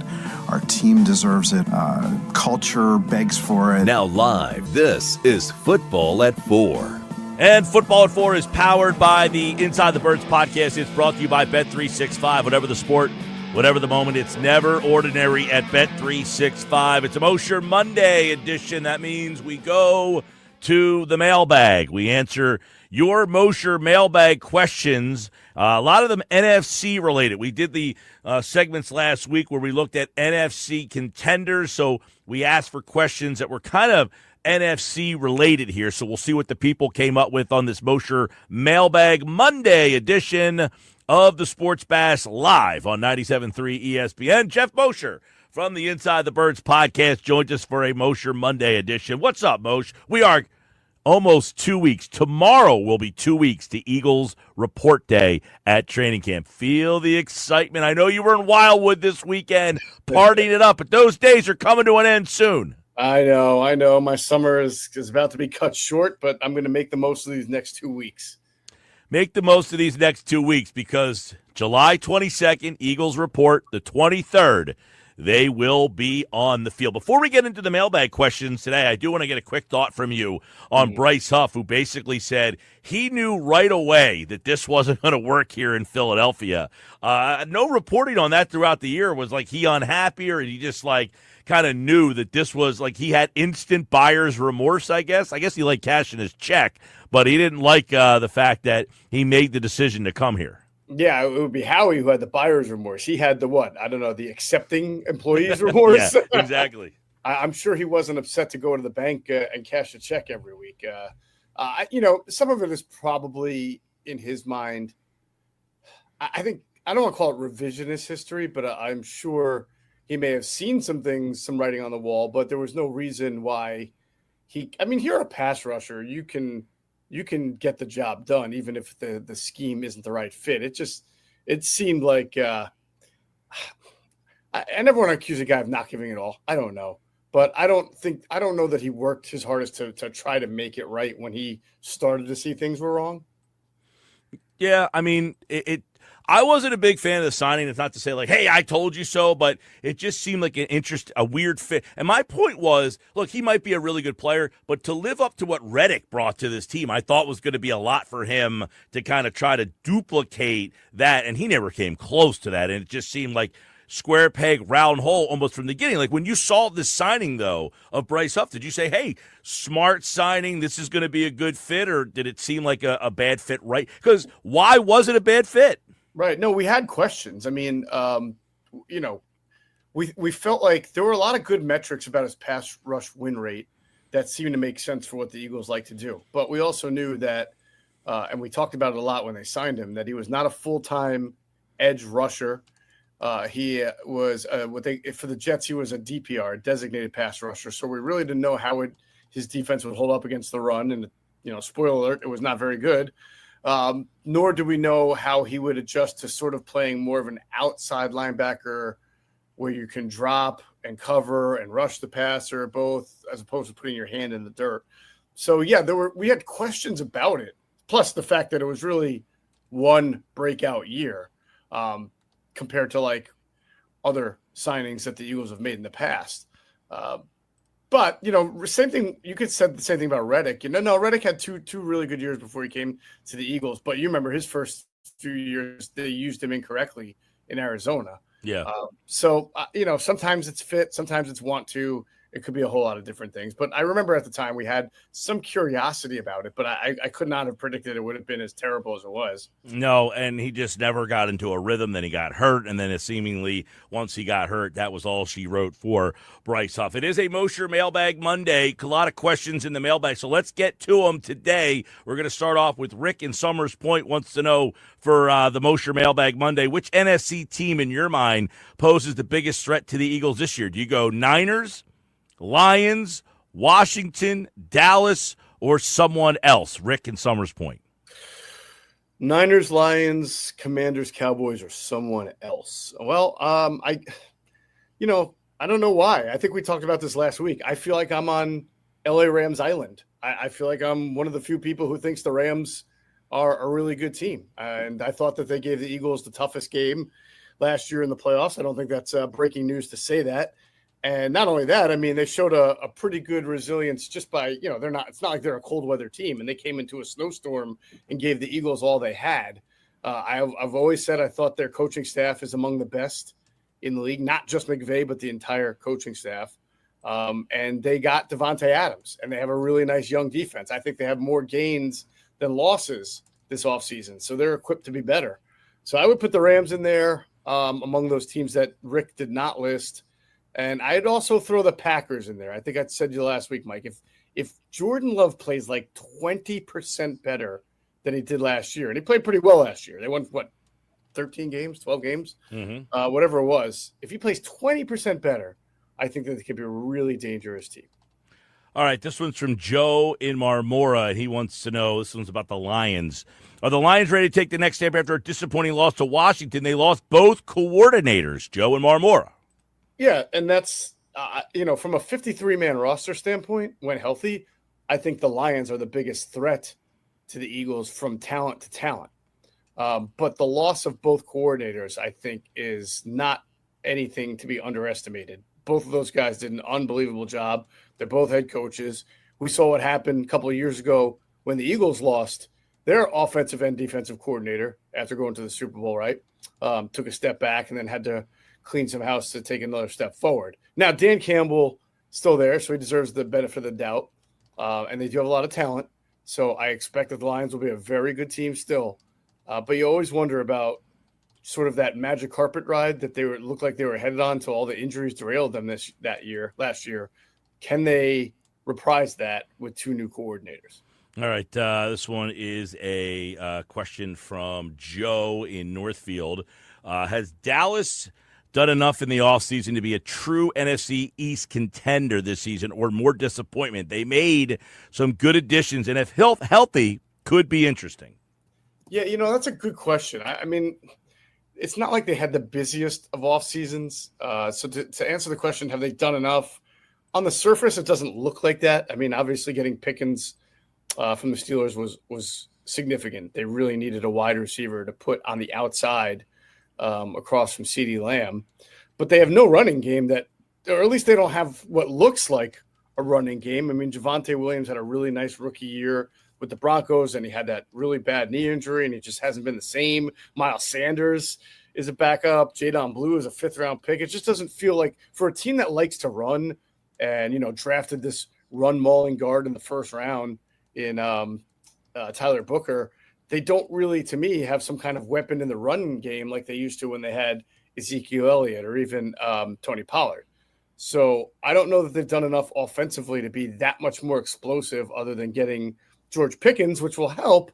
But that's the offensive question mark for them. And on defense, they haven't been able to stop the run since the Truman administration. And I'm not quite sure anything that they've done has made that different. And their new defensive coordinator is Matt Eberflus. And it's not like his teams were always known as being some great run-stopping teams. So until they get that figured out, to me, that'll always be the question mark. But again, they have a lot of blue chip talent. They have Lamb, they have Pickens, they have Dak, they have Micah Parsons. I think Odigizua is a really good three technique. I mean, it's not like they don't have, and their line should be better. Their offensive line should be better. Now, a lot of that will depend on whether Tyler Guyton takes that big step right in year two. If he does, yes, that'll be a very good offensive line. Which is kind of what their hallmark was when they were.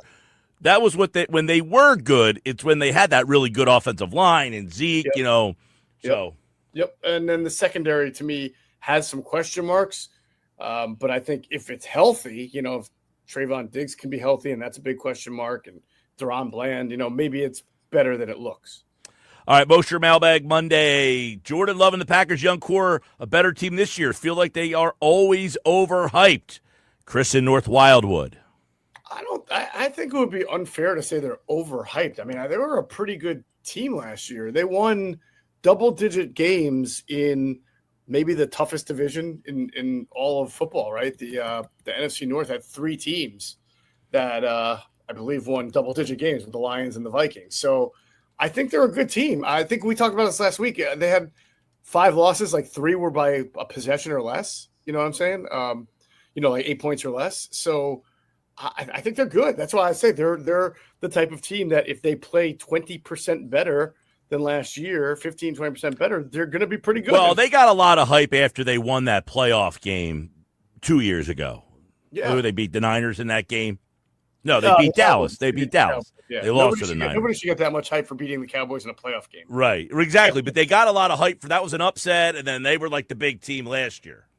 Yeah, and I wouldn't say that they didn't live up to. I mean, maybe a little bit of Jordan Love because I think people thought he was going to be like the MVP based on how he had played the year before and over the second half. But again, 11-6 is pretty darn good. And then when you have 4, I'm looking at their losses right now. 1, 2, 3 losses by 3 or less. 4 actually.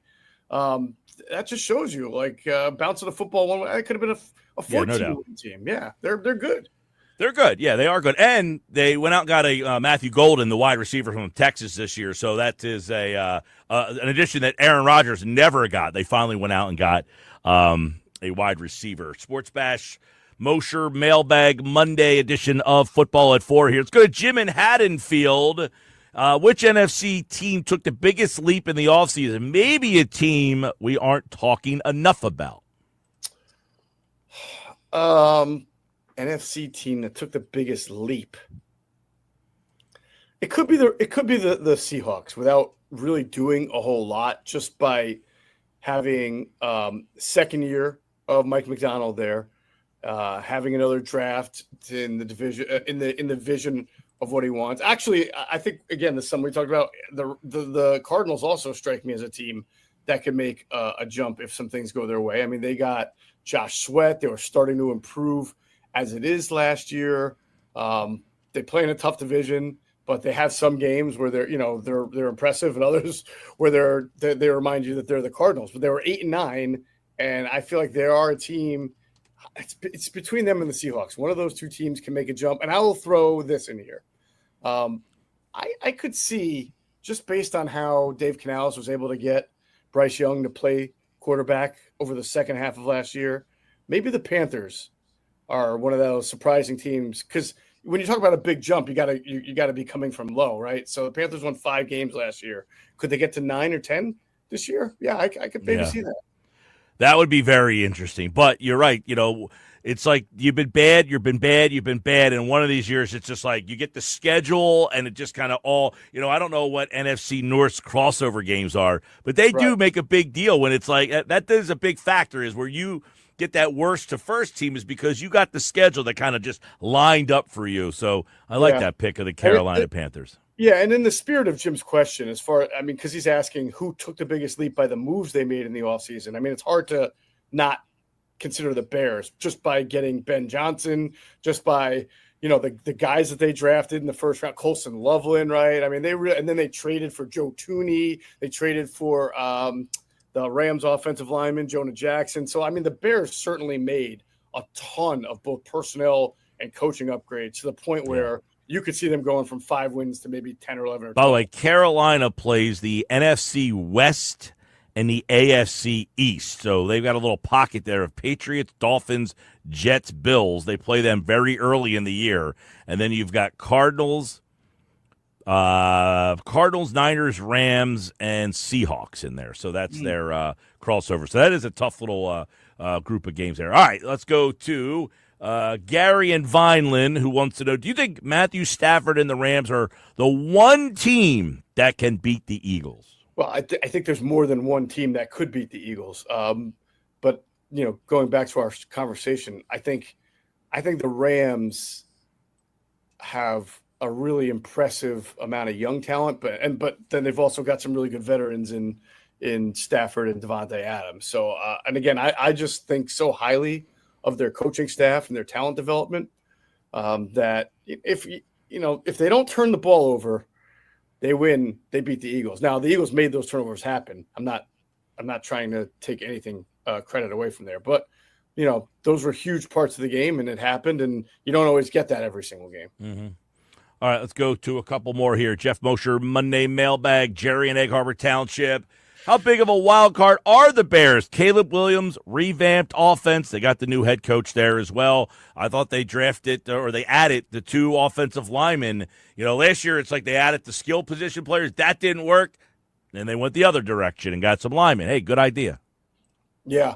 Well, they're a wild card because really I think they've made every move possible in the offseason to put a really competitive team on the field. But we also don't know.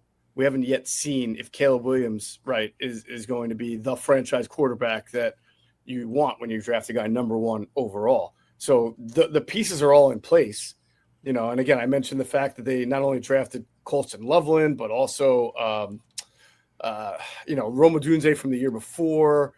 They've traded for Tooney and Jackson. They signed Drew Dahlman, a good center. I mean, they've really addressed nearly everything. They signed Grady Jarrett on defense. I forgot about that. That was a good one. They've got a good 53. You would think if this young talent is manifested, they drafted Luther Burden. So I would just say this. I mean, I think that they've got all the pieces in place, but if the quarterback doesn't play like a number 1 pick, then it's not going to matter.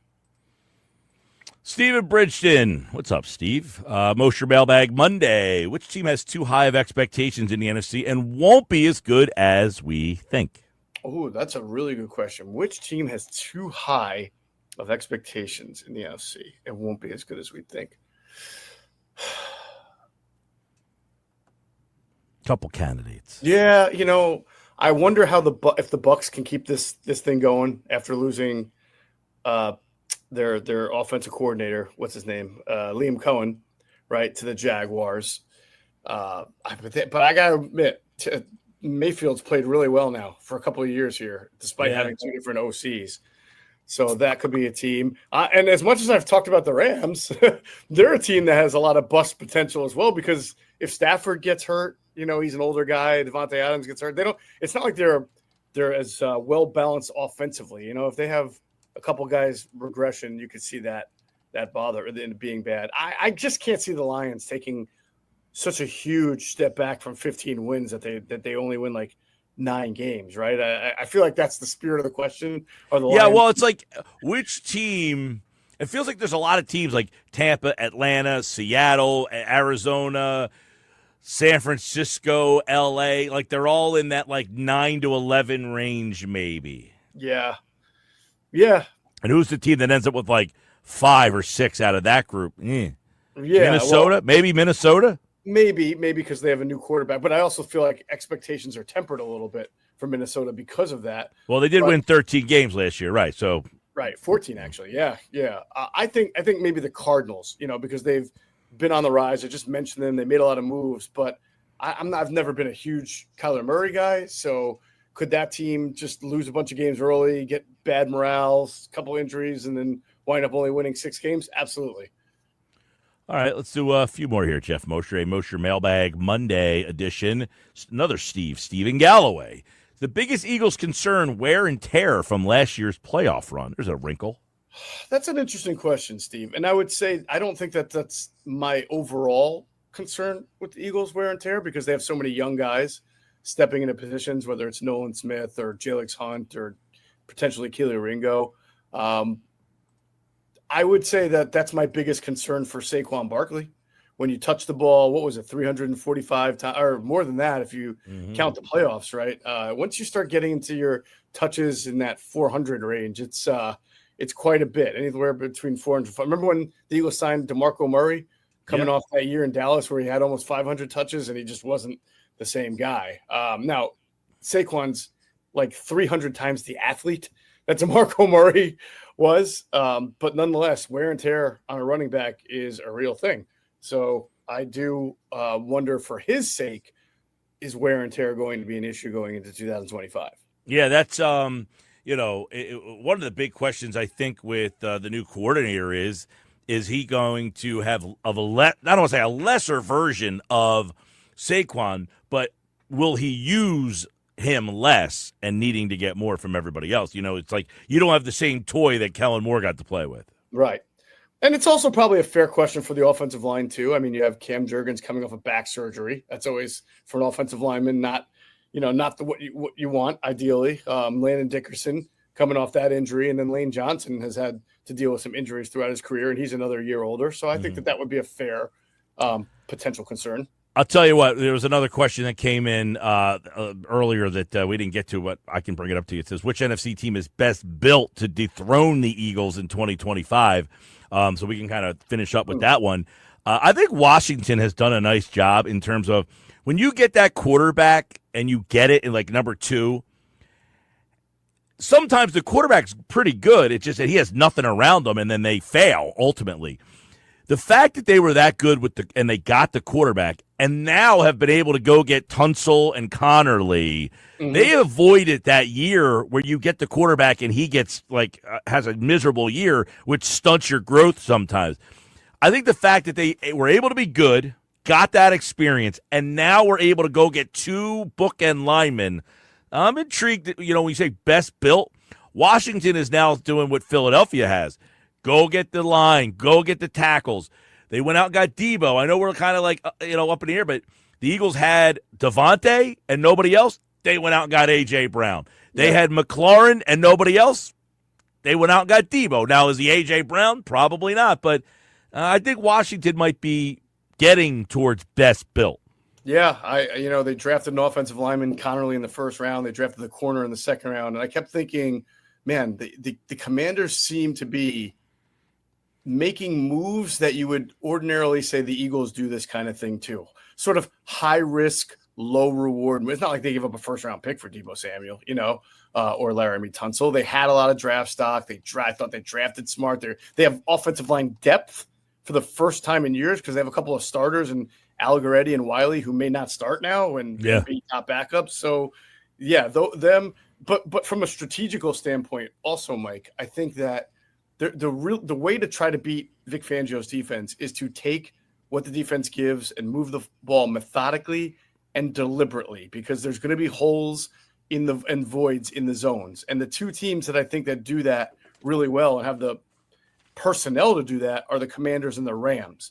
Especially the Rams with Adams and Nakua. Those guys don't have to catch every ball 20, 30 yards downfield. They're not A.J. Brown, but they are monsters in the intermediate levels and finding those little holes in the void and voids in the zones, and every once in a while being able to churn out little extra yards after the catch. And they have quarterbacks who are fine taking what the defense gives. At least we saw that with Jaden Daniels really early on last year, and then even in the playoffs. So not only are they built personnel-wise, but how they move the ball is probably, as opposed to, say, the Packers, who you can see, Jordan Love loves to take shots. He loves to push the ball downfield, and that hurts him at times because he makes a mistake or holds on to the ball too long or throws a pick.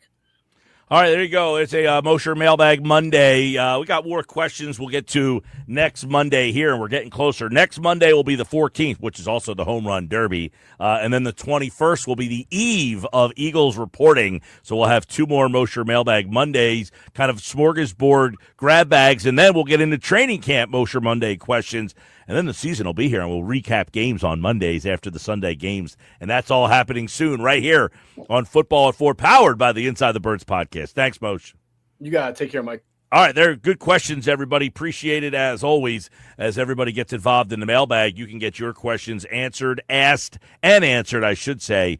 Many ways to do it. On the Twitter X platform, at Mike Gill Show, at 973 ESPN, or the text board, 609-403-0973. Appreciate everybody sending their questions in each and every week. It's a little fun as we get ready to get to the football season. I am Mike Gill. This is the Sports Bash Live on 97.3 ESPN, the 97.3 ESPN free mobile app. And don't forget, the Sports Bash has plenty more to come, including the Nuggets. Nick Earnshaw is back. Saw Zach Wheeler, complete game. I talked about it earlier. The fact that the analytics have killed starting pitching. Fans yearn to watch games. Look at the fans yesterday at that game. The fans yesterday, look at them at that game. Plus, the poll question that we asked at 973 ESPN. So I was at a pizza shop yesterday up in Philly.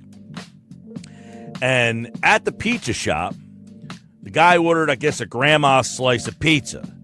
And the woman asked, corner or middle? To which I say there's only one correct answer here.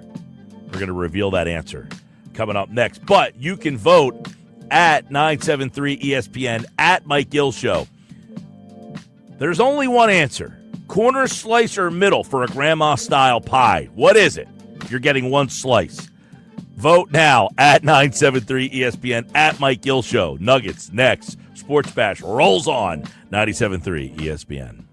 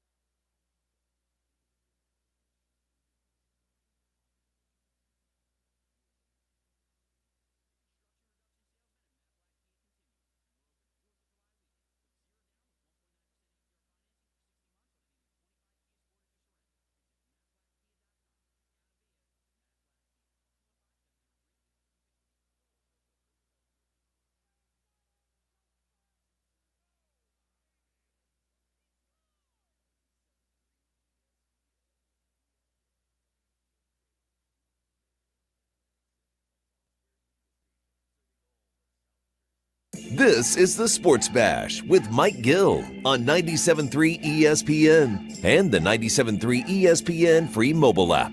Now live from inside the Ocean Casino Resort Studio, here's Mike Gill. All right, 5 o'clock hour, Sports Bash Live, 97.3 ESPN, the 97.3 ESPN free mobile app, live video, streaming on the X platform, YouTube, at Mike Gill Show. Subscribe, be a part of the show. All right, a lot to get into in this final hour. Phillies tonight out in San Francisco. First place Phillies, game and a half up on the Mets. Yeah, Sixers Summer League. A lot of stuff to dive into, though. Savannah Bananas this weekend. Were you in or out on that?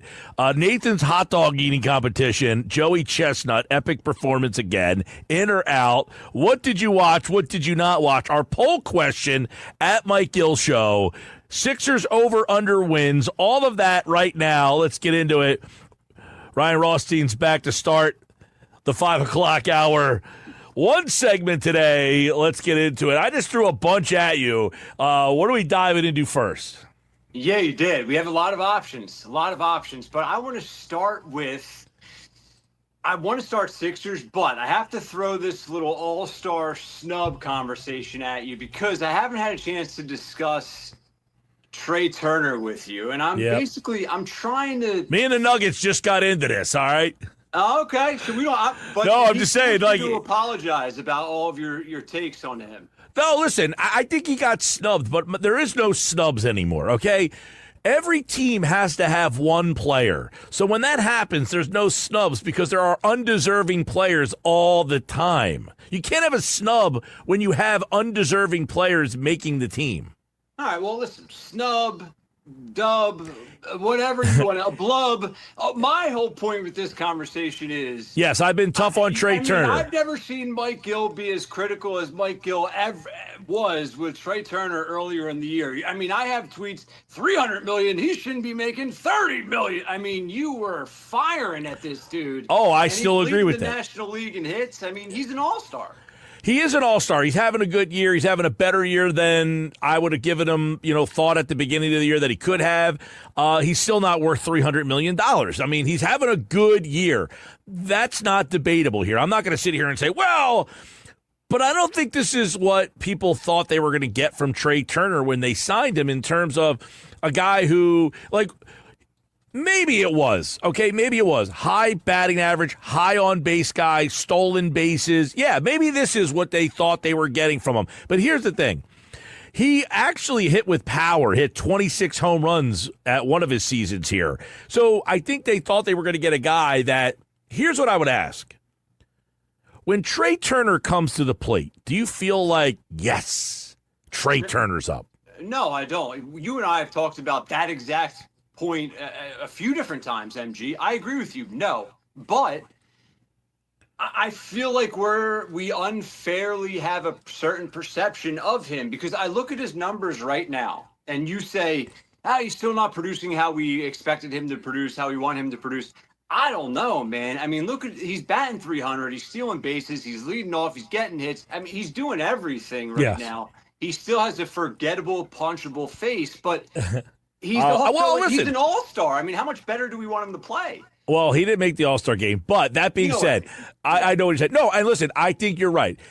88 games. He's hitting .299. His .351 on base. He's got, a 3.1 WAR. He's actually pretty good. 11 homers, solid, not great. 39 RBI. Like you think about this. Nick Castellanos has 11 homers. Trey Turner has 11 homers. Turner has 39 RBI. Castellanos has 49 RBI.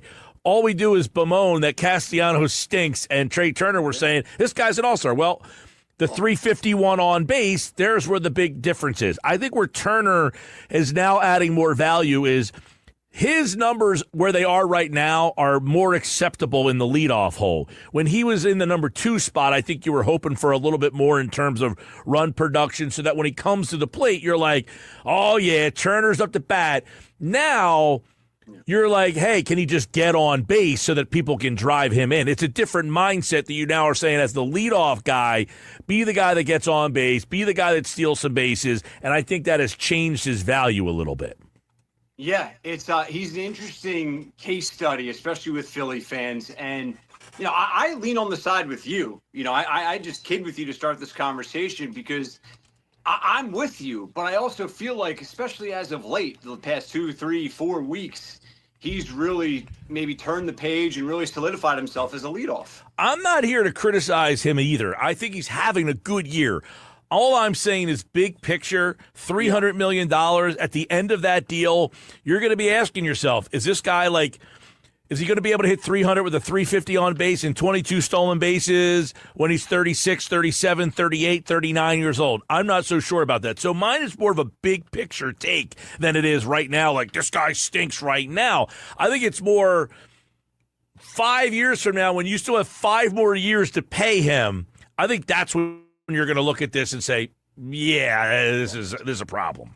Well, another guy that we've sighed at plenty over the years, especially this year, is the guy that you just mentioned, which is Nick Castellanos. Now, his name has been brought up, especially recently in the trade rumors and gossip, and you look at the $20 million a year that he's owed, and you say, it's really not going to happen. But I was reading some things that were posted over the weekend, the past day or two, and, basically the only way that the Phillies and Dombrowski would be able to get something of significance in return is if Dombrowski ate a large chunk of that contract. So I ask you, would you do that? Would you say yes to Dombrowski eating a big chunk of the Casty contract to move him for another right-handed bat? Yeah, I mean, what am I getting, of course, is the answer. This is why this whole thing I don't think makes any sense. The whole thing, Jim Bowden says the rumors aren't going away. I haven't heard any Nick Castellanos rumors. I don't hear any rumors that he's attached to any trade. Anybody want him, you can have him. Multiple GMs have said that. Do any of those GMs want Nick Castellanos? I got news for you. No, they don't. So, and then they said they would be willing to trade him if they can get an upgrade in right field.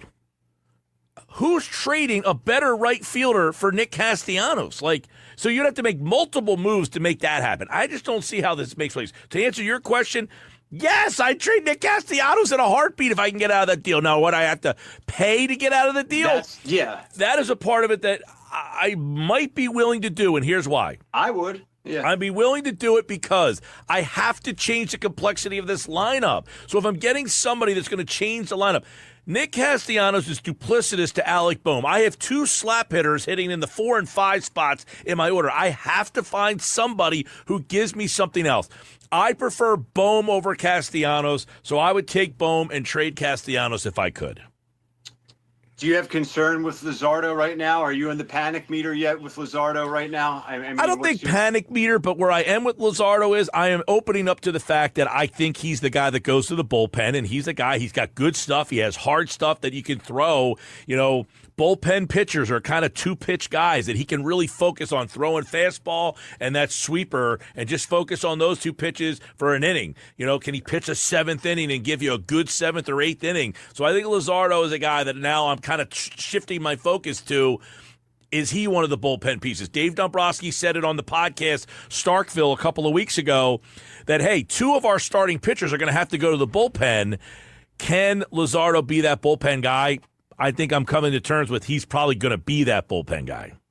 You certainly don't trust him with the ball to start a playoff game, or heck, any game right now. But I also don't like the idea of him coming in a high leverage situation in the playoffs in the 7th, 8th, 9th, or heck, any inning. He can't find the end zone or the strike zone. Yeah. His life depended on it, or the end zone, any zone. He can't find it. He's having some. Listen, Luzardo is a guy who showed flashes, but the numbers are starting to, we're starting to get to the mean now. He was awesome in his first 9 starts, whatever it was. Yeah, he had a good run there. He's got 9 quality starts this year. Christopher Sanchez has 11, and Ranger has 10. So he's right there with those guys. Right. Maybe he's just a little fatigued. I don't know, but we need him, whether it's bullpen or starting. We need him in a big way when the lights are at its brightest. All right, let's switch gears, man, because I'm all fired up over some Sixers Summer League. Edgecombe was out, dude. He was out overreaction time for a Summer League game in July. Overreaction alert. Overreaction alert. My goodness. But, dude, the way he scored 28 points, also grabbed 10 boards, he was pick and roll, 2-dribble pull-up, pick and roll, attack the rim, pick and roll, dish, assist, ISO. monster jam in transition, block on defense, transition, assist. I mean, the dude was just putting on a clinic in that game. Am I overreacting, or did you see what I saw? Well, you're not overreacting to what you saw. I don't know what that means big picture. I said earlier in the show, throughout the show today, Rye, is he wasn't the best player on the floor. He was the best player on the floor for the whole weekend. Yes, okay. He wasn't the best player only on the floor on that night. He was the best player that I saw in every Summer League game that I had watched. Now, I didn't see every game and every minute of every game. He was the best player that I saw. Yeah. He did it all. He defended, he blocked shots, he started the break, hoop in the harm, showed that he could get body control, pull up jumpers. He showed that he could catch and shoot. He had, as you mentioned, pick and pop stuff with Johnny Broom. And Nye Broom hits 2 threes in the game. So if he adds that skill to his game, that left-handed 6'10" guy that can go out and shoot a wing 3, that's a big thing. But Edgecombe showed. And the only thing that bothers me about this now is, and selfishly, I think the Sixers might say, we don't need to see much more of this guy. We don't need to have him play in these Summer League games because he was that much better than everybody else. I don't want it. I mean, I'd love to see him again. Like, as you mentioned, selfishly, it would be great and be entertaining, but I almost don't want him to play again because you don't need him to play again. It was how he scored and how he produced. It was impressive, and I think he's going to be able to slot right in. Like, wherever you want him, you can put him. Well, all right. So with that, we talked about this earlier throughout the show. We get the poll question up at Mike Gill Show. Sixers over-under win total came out today. What do you think the number is? Have you seen it? Oh, man. No, I haven't seen it yet. No. It came out earlier this morning. I mean, last year it was I think it was in the Last year was 51.5. All right, I'll go 47 or I'll go 48.5. All right, so you go 48.5. The Sixers regular season, the people who have been listening throughout the day, the win total over under 43.5. We have people voting at Mike Gill Show. Are they going over or under? What is your vote? 40. I mean, listen, 44 wins. Puts them 4 games over 5, or no, 2 games over 500. My math. And by the way, if they got 44 wins last year, they would have been tied with Detroit for the 6th seed. The East is sneaky tough. I will say that. The East is sneaky tough, but I think they can get 45 wins this year. 45 wins, I think they can do that with Embiid playing 50 to 60 games. But they get 45 wins, they would be the 6th seed. You need 48 wins. 50 wins got you the 4 seed. So, by the way, right now at Mike Gill Show, you can vote. 75% are going over the number 43. 25% say under the number 43. And an over is not saying a whole heck of a lot. It's barely over 500. I give him over, and that's regardless of Embiid. What say you? Do you say over? Well, you got to. If you have a healthy team, even with Maxey, McCain, Edgecombe, and what's left over, Edwards. If you get Grimes, this Grimes thing is going to start to get a little interesting here. What is he drunk? He wants $25 million a year? I don't understand. What does he think? We had Keith Smith on last week, and he was saying all these restricted free agents are kind of like a holding pattern here. So they're in kind of a tough spot. So, yeah, he's shooting for the moon, hoping to get the stars. He's saying 25, and he's hoping to get like 18, 19, 20 million, somewhere in there. The Sixers offered him 9 for the qualifying offer. So he's hoping there's another team that says, hey, we'll give you 20, and then the Sixers either have to match that or let him go. I don't think that team's out there, but could there be a team like that clears out some caps? Utah, they could do it with KJ Martin and Jaden Springer and clear out like $18 million. Could they clear out that and try to say, let's go after Quentin Grimes? These guys, though, they forget the impact of playing on a winning team. Now, maybe he just doesn't believe Embiid and Paul George will be healthy. That's fair if that's his belief. But like, look at Miles Turner. He's a very good player, Miles Turner. Very good. Deserving of that contract, but because of what he did in the playoffs, that's my point, right? Like, so if you're a guy, 4th option on a team that can make a playoff run, that's how you get paid. Oh, listen. Come be a sharpshooter for Philly for a year or two, then get paid. Well, listen, he came to Philly last year on a bad team and ended up making some money out of it. Right. But it's like a lot of guys can do that when no one's watching, no one's playing, right? Like, go play with Embiid and Paul George and Maxey throughout a year and ball out. Would you, my takeaways, obviously Edgecombe. We'll see what happens. By the way, that the over-under 43.5, you're going over, right? You're saying over?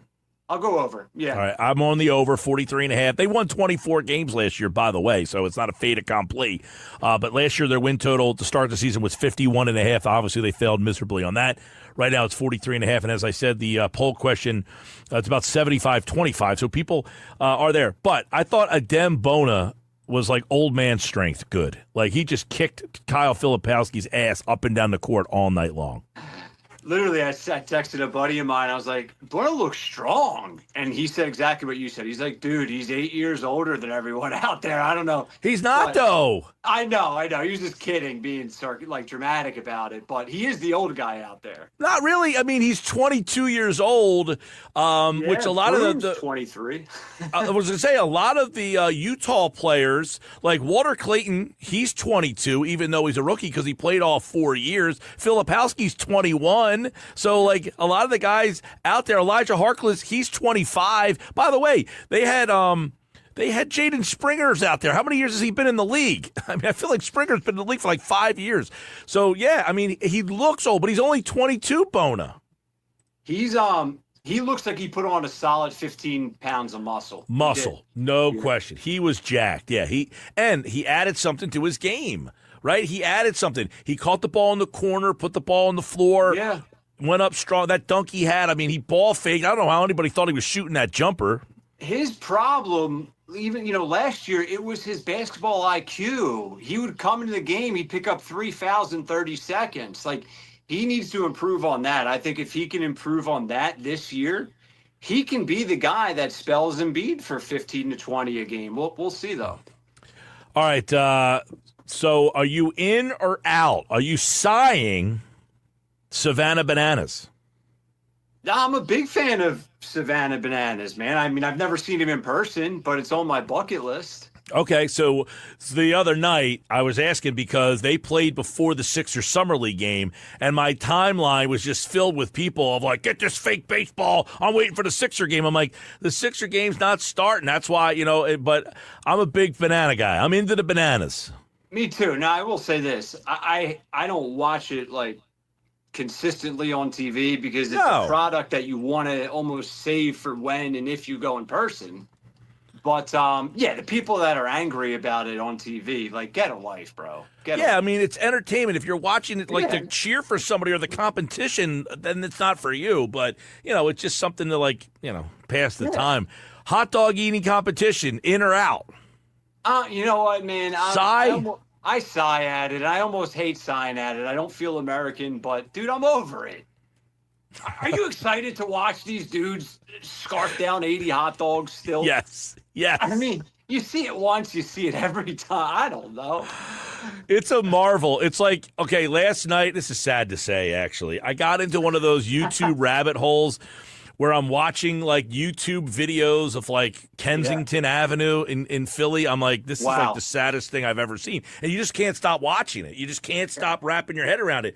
That's the hot dog eating competition. It's like, I just can't stop watching. Now, I know Chestnut. I've met the guy. I've talked to him. I've had him on the show with us. He's a great guy. So it's like, there is a part of me that's like, I talk to this guy and, like, listen to it, like, watching him just scarf down these dogs, and, like, he's just like a normal dude, like, scarfing dogs down. I'm like, this is insane. Who's more?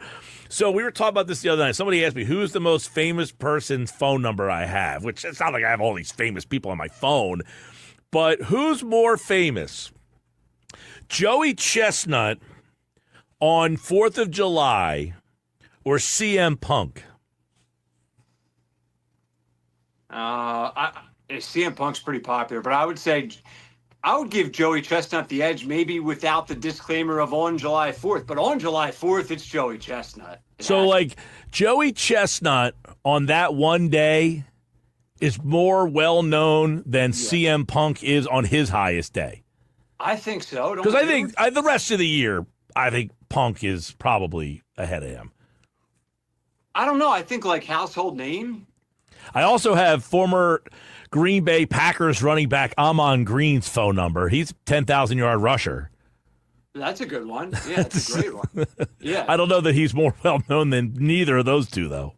Probably not. I think Joey. And Chestnut, you have Frank Vogels. Oh, I have some good ones. I have Frank Vogel. He was very disrespectful to me. That's still a top Barkley. 5. I have some good ones. That's a top 5 all-time story. Oh, my goodness. Yeah. Top 3.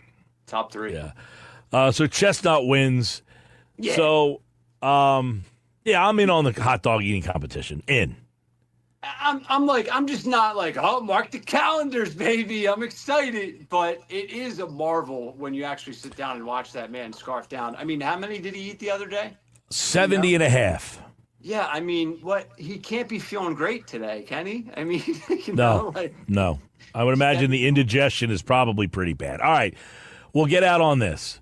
Yesterday, I was at a pizza shop in Philadelphia. All right? Okay. I was sitting down.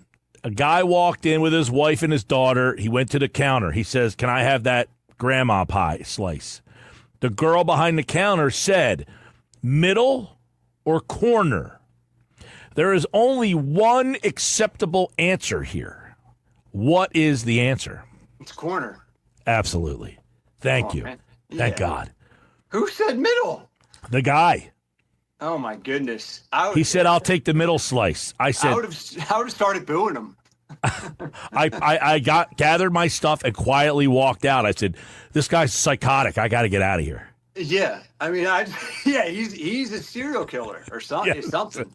Something ain't right with that dude. By the way, on the Twitter X poll right now, 68% say corner, 31% have problems. Wow. 68 is low. Yeah, middle slice is no bueno. I'm out on the middle slice. Yo, if you offer me the middle slice, I'll say, "Nah, do you have something else?" Yeah, I'll chew cardboard or something. Yeah. I mean, I'm not even interested in that middle slice. I don't want that thing at all. I mean, eating it it's just a disaster. It's miserable. Yeah. All right. Anything else you want to fit in before we get out of here? By the way, the Phillies are 7-25 at Oracle Park in San Francisco since 2014. So this could be a rough series out there. Jeez. All right. So you're saying there's a chance. Yeah, I'll throw something random at you. 15 years ago, what happened? And it's not Philly related, but it's 15 a big sport. years ago? Yeah. I think it's to the day. That I don't know, but I'll volley back with you. 29 years ago on this day, something happened. Or 96, July 96. Oh, something with the Flyers? I don't know. On this day, 29 years ago, Hulk Hogan turned and formed the New World Order on this day, July 7th, 1996, at the Bash at the Beach. I was not close. I said something Flyers. Okay, that's Hulk Hogan. That's a good one. So mine, 15 years ago today, LeBron's The Decision. Oh, wow. 15 years ago. 15 years ago, man. How crazy is that? And that significantly changed the NBA landscape as we know it. Gotcha. All right. Well, good stuff. All right. That's today's Rye or Cy here on the Sports Bash Live. We hit a lot of things today. Savannah bananas, hot dog eating, pizza slices, the New World Order, and LeBron's decision. My decision is to end this segment right now while we're on top. We'll do it again tomorrow. All right, man. See ya. Later. All right, that is today's Rye or Cy today on the Sports Bash on 97.3 ESPN, the 97.3 ESPN free mobile app, live video streaming on the X platform, YouTube, at Mike Gill Show. What's up, everybody? I am Mike Gill. This is the Sports Bash. We got the Bet365 play of the day still to come. We got that coming up in about 20 minutes from now. When we come back, we're going to check back in with our conversation from earlier with Mike McGarry from the Press of Atlantic City. We talked a lot of Phillies in there, so we'll do that for you coming up next right here on the Sports Bash. Our buddy Mike McGarry from the Press of Atlantic City, a little Phillies conversation as they get ready to take on the San Francisco Giants. If you missed any of today's show, check out the YouTube stream on the X platform at Mike Gill Show. Vote and be a part of the show. I'm Mike Gill. This is the Sports Bash on 97.3 ESPN.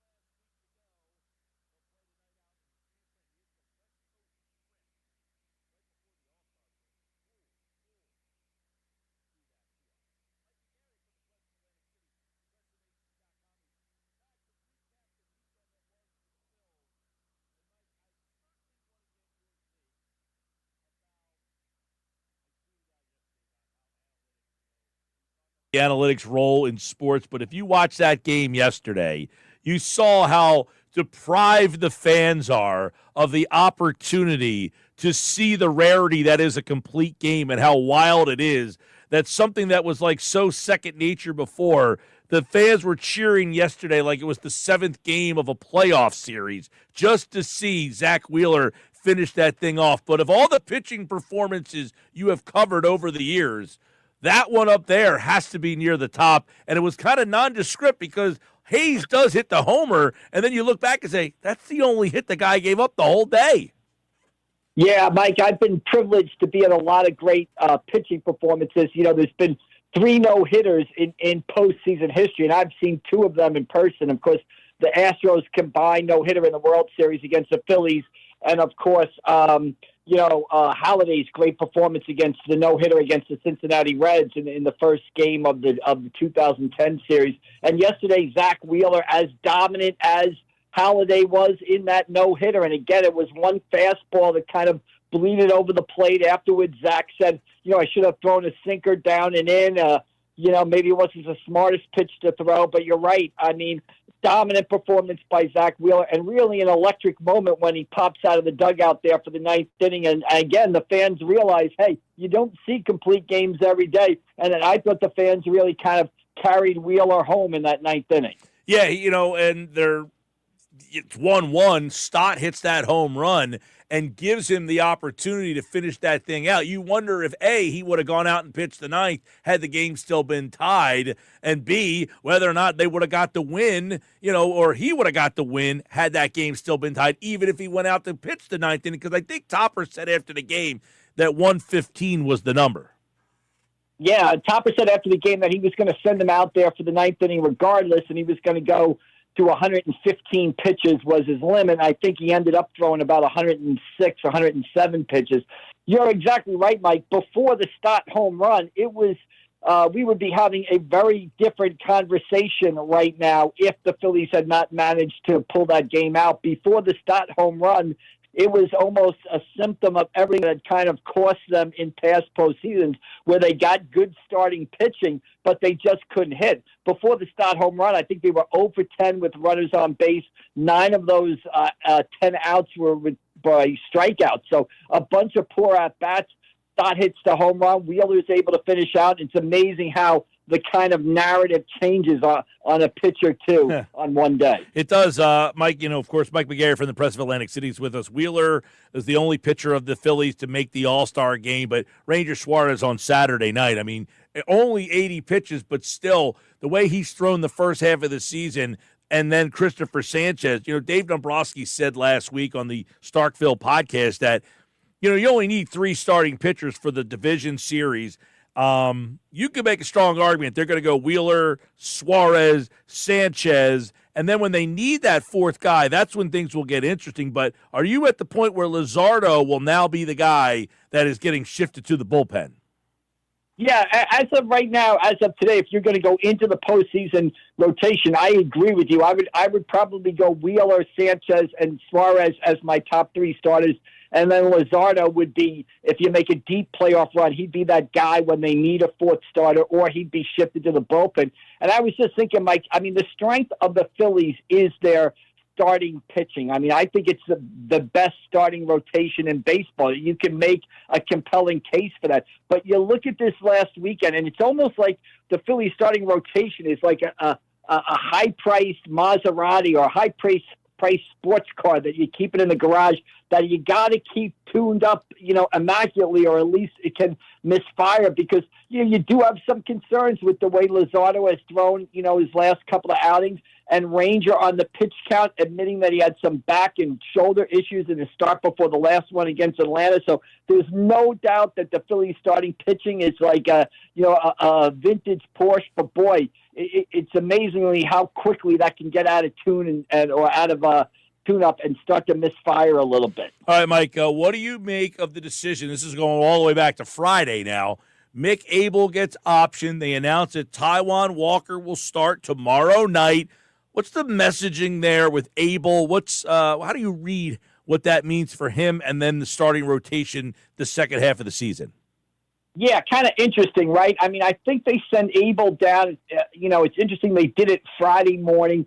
He clearly had struggled in his last couple of starts. And, Mike, this team is in a pennant race right now. I think a game and a half up on the Mets. They beat, I think, the number 3 seed right now if the playoffs started today. There's no guarantee if they don't win the division that they're going to get a wild card. And you just cannot afford to send a guy out there and have him work on things and try to fix things on the big league level. That's what the minor leagues are for. So I think they've looked at the way Abel pitched in his last start where he couldn't find the plate, couldn't command his pitches. He's had issues with that in the past. That's what the minor leagues are for. They're not in a position where Mick Abel can figure it out in the big leagues. Now, I thought it was interesting that they did it on Friday morning after Andrew Painter pitched Thursday night, and Andrew Painter was okay in that outing. If Andrew Painter had gone lights out, would they have called up Andrew Painter for the start this Tuesday? I don't know. More than likely, I think when they look at their number 5 spot, they got Taijuan Walker pitching Tuesday, and then because of the All-Star break, they don't have to worry about a number 5 starter again until July 22nd. So I think there's sort of two things. Have Abel work on what he needs to correct himself in the minor leagues because you can't give away big league games, and then sort of kick the can down the road as far as the number 5 starter. They don't have to make a decision on that to July 22nd. So why not wait 3 weeks and make the decision then? All right. Well, Mike McGarry, make a prediction. Who makes that start as the 5th guy? Is it Andrew Painter, Mick Abel, Taijuan Walker, somebody else? I think and I think it'd be the 21st or 22nd against the Boston Red Sox. I think it's got to be Andrew Painter. I mean, I understand he's not pitching lights out in AAA, but I think, a lot of times you look at guys' numbers in AAA. This is true for both hitters and pitchers. They're not lighting it up, but when they come to the big leagues, they're able to get to another level, basically. It's more of how he's pitching and not the numbers, basically. They've said July-ish all along for Andrew Painter. Well, July 22nd is almost August-ish. So, I think if you're going to use Painter and get him up here, I would think it would be Painter making that start on either the 21st or 22nd of July, and seeing exactly what he can give the team. Maybe he can give them a boost going forward. All right, Mike, obviously yesterday you had no offense until late in the game. Chase Burns kind of dominated them. He was effectively wild, I guess you could say. You wrote about Max Kepler over at PressOfAtlanticCity.com. Kepler shows why the Phillies signed him, and you wonder if he's a long-term part of this particular season. There was that conversation on Thursday. Nick Castellanos rumors. I said, well, I haven't ever heard any Nick Castellanos rumors. I'd like to hear some Nick Castellanos rumors, but is it Castellanos the guy that they're actually trying to replace, not a guy like Max Kepler? Yeah, I mean, I know Nick Castellanos has his ups and downs and his good points and his bad points, but I don't see them trading him. One of their weaknesses is the ability to hit from the right side of the plate. Why would you trade one of your better right-handed hitters from the right side of the plate, as frustrating as Nick can be at times? So it's almost like if you're trading Castellanos, you're not addressing a need. You're not fixing an issue. You're almost, just replacing one guy for another. And that's for Max Kepler, Mike. I understand he's in a tough situation. Now, it's probably his own fault because he didn't hit the way everybody or the Phillies thought he was going to hit in April or May. But you kind of got a feel for him. He has the great day in the doubleheader against San Diego. I think he hits a home run. He was 3 for 8. I think he'd start hitting the ball a little bit better. Jackson Merrill robs him of a 3-run shot on Monday. So he has the great 2 games in the doubleheader. But then they're off Thursday, and they face lefties Saturday and Sunday, or Friday and Saturday, so he doesn't play in those days. And then you put him in the lineup on Sunday, and you expect him to deliver. You can see where that might be a little frustrating or tough on a player, but it's life. When you're a platoon player, that's life, and you've got to figure out a way to get it done. And I just think with Max Kepler on the team, if Kepler's on the team, I don't think you're going to Crawford at this point. I just think the roster doesn't work with Kepler still there. So it'd be interesting to see kind of how that situation plays out. All right, Mike McGarry from the Press of Atlantic City. I know we're a couple of weeks away from the trade deadline, but we keep talking about Ranger. He's a free agent. We're not hearing a lot about his contract. Would you be shocked if they used him to make a major move? I would be shocked. I would be shocked if they traded Ranger Suarez. I think right now he's one of your top pitchers. I don't think you can trade him. I also kind of question how much you could get for him. Everybody in baseball knows he's going to be a free agent in 3 months. Everybody in baseball knows his agent is Scott Boras. Everybody in baseball knows how Scott Boras plays out free agents, taking them on the market, trying to get every last dollar. Often they don't sign until late February or March. So I would doubt another team, the only team I would see trading for Ranger Suarez would be a contender. And why would the Phillies trade, with a contender, giving them and making them better? So I would be absolutely shocked if they traded Ranger Suarez at the deadline. Yeah, that would be shocking. But, you're wondering, we're hearing about Schwarber's contract a little bit here. What is it going to take to get Ranger back? You talked about the back. They had an 80-pitch or 85-pitch limit on them. They pulled them in. I mean, this one's going to be – they're going to be a tough spot with Ranger, Schwarber, Real Muto, having to make decisions on all three of those guys. Yeah, I mean, I think that's why – to me, if you're Dave Dombrowski, you're going for it big time this year because this is going to be, I think the Phillies are obviously going to have Bryce Harper next year. They're obviously going to have Trey Turner. They're obviously going to have, Zach Wheeler on the team. But there is going to be a little tweaking to the core, and it's pretty interesting after the game yesterday. Zach Wheeler, who's got 2 more years left on his contract, after every start, he praises JT Realmuto. He said yesterday it's an honor to throw the ball to JT Realmuto. In the past, he said JT Realmuto knows my stuff better than I do. Boy, Zach Wheeler not coming out Bryce Harperish and saying, sign JT, but I think Zach Wheeler is sending a message to the Phillies front office that as long as he's in a Phillies uniform, he wants to throw to JT Realmuto. So you're right. Interesting off season coming up for the Phillies. I just think the foregone conclusion because of who Rangers' agent is, his age. I mean, this is his one time to sort of cash in and get a big contract. So, I think that's why I think people have kind of accepted that Rangers going on the market. And, honestly, I really see Ranger pitching for another team next year, not the Phillies. Mike McGarry, you have a fun list over at PressOfAtlanticCity.com. You guys are voting for the Cape Atlantic League Mount Rushmores. What have you got so far? Who are some of the nominees? Yeah, I mean, we decided to put together, it's kind of a sports staple, right? Slow time in July, let's do a Mount Rushmore. In the Cape Atlantic League, we got 3 automatic people that I think are on the list. Mike Trout, Chris Ford, and Kathy Rush, the coach of Immaculata, one of the pioneers of women's college basketball. And we opened it up to the readers. You can go on at pressofac.com and vote for who should be the sort of fourth face on the Cape Atlantic League Mount Rushmore. A lot of great choices there. Greg Buttle, mainland graduate, linebacker with the Jets, one of the greatest players in Jets history. Nia Ali of Pleasantville High School, Olympic track and field star. She's on the list. Kylie Watson of mainland, great player. She's on the list. Lots of great players on there. And Dino Hall of Pleasantville, former Cleveland Brown back in the Brian Sipes, Sam Rutigliano days. Great punt returner in the NFL. Great football player at Rowan. Back then, Glassboro State, he's on the list. So lots of good choices there to see who's going to be that fourth spot. I don't think you can debate the first 3. Mike Trout, Chris Ford, Kathy Rush. I think they're automatics, but that fourth spot is interesting. All right. I'm going to go. Saw a lot of Monica Johnson. She was pretty darn good. I don't know that I've ever seen a girls player better than that in my time. Lou Rowe was a beast mode there.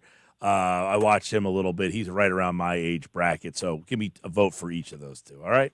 All right, there you go. All right, Monica Johnson, 3,173. I never seen a baller like that. Girl has ever done that. No, I never seen a baller like that before. That was something different. All right, Mike McGarry, you can vote over at PressOfAtlanticCity.com. Follow him on the X platform and check out the list over there. Thanks, Mike. All right, thanks, Mike. We'll see you down the road. Thanks for a few. Mike's back on Wednesday here on the Sports Bash.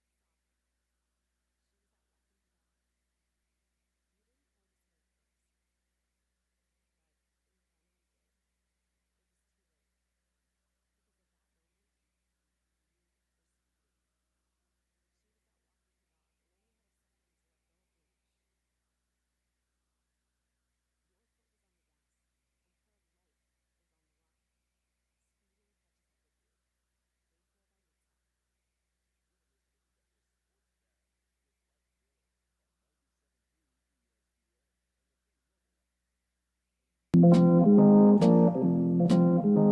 right, time now for the Bet365 play of the day. We'll get you out of here with a hopefully another winner. How'd we do? Last time we gave you a play was Thursday. I don't really remember what I did. Josh, fill us in with today's play. Actually, fill us in from Thursday's play of the day. It was Thursday, yes. Mike, you split the difference. The Mets did beat the Yankees on Friday. You got that one right. But the Mercury didn't just not cover the spread. They lost outright to the Wings, 98-89. As a result, now you are 194, 131, and 1 on the season. All right, well, that's a bummer there. All right, we'll try to do better tonight. Got one play for you. It's a trendy play, by the way. I'm going Pittsburgh over Kansas City. I know I don't like to take the Pirates all that much, but like I said, this is a trendy play for the people out there who like to play the trends. Royals are 0-11 in their last 11 home games when they're the favorite in the game. They're in that spot tonight. I'll go Pittsburgh to keep that going with a pitching matchup of Haney and Cameron, although Cameron is on my fantasy team. I hope he wins the game, or at least pitches well, and maybe the Pirates win. But Pittsburgh plus 125. You can make a little extra cash, and that's my Bet365 play of the day. Phil's tonight, 9:45. It is Christopher Sanchez getting the start against who's pitching for the it's Landon Roop is pitching, so it's a right-hander tonight. Phil's lineup not out yet, so you'll probably see the left-handed lineup going tonight for the Phils. That means Stott, Marsh, and Kepler should be in the Phillies lineup. Great. Tonight. You excited? I'm thrilled. You going to watch Sixers Summer League tonight? I'll probably watch the Phillies over the Summer League. Predictable. It's an exhibition game. What is? Summer League. Yeah, but you just said great to the didn't sound like you were all that excited about the Phillies lineup. I'm not excited about any time Max Kepler plays.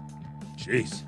Well, Sixers game's at 7, so you can watch the Sixers and then right into the Phils. I'm fine. Forgot about it. I keep thinking, because I saw that they play at 10 o'clock, but that's when the Vegas League starts next week. They play at 7 tonight, They're still in Utah. 7 tomorrow, and then on Thursday it's a 10 o'clock start for the Sixers, the Summer Sixers.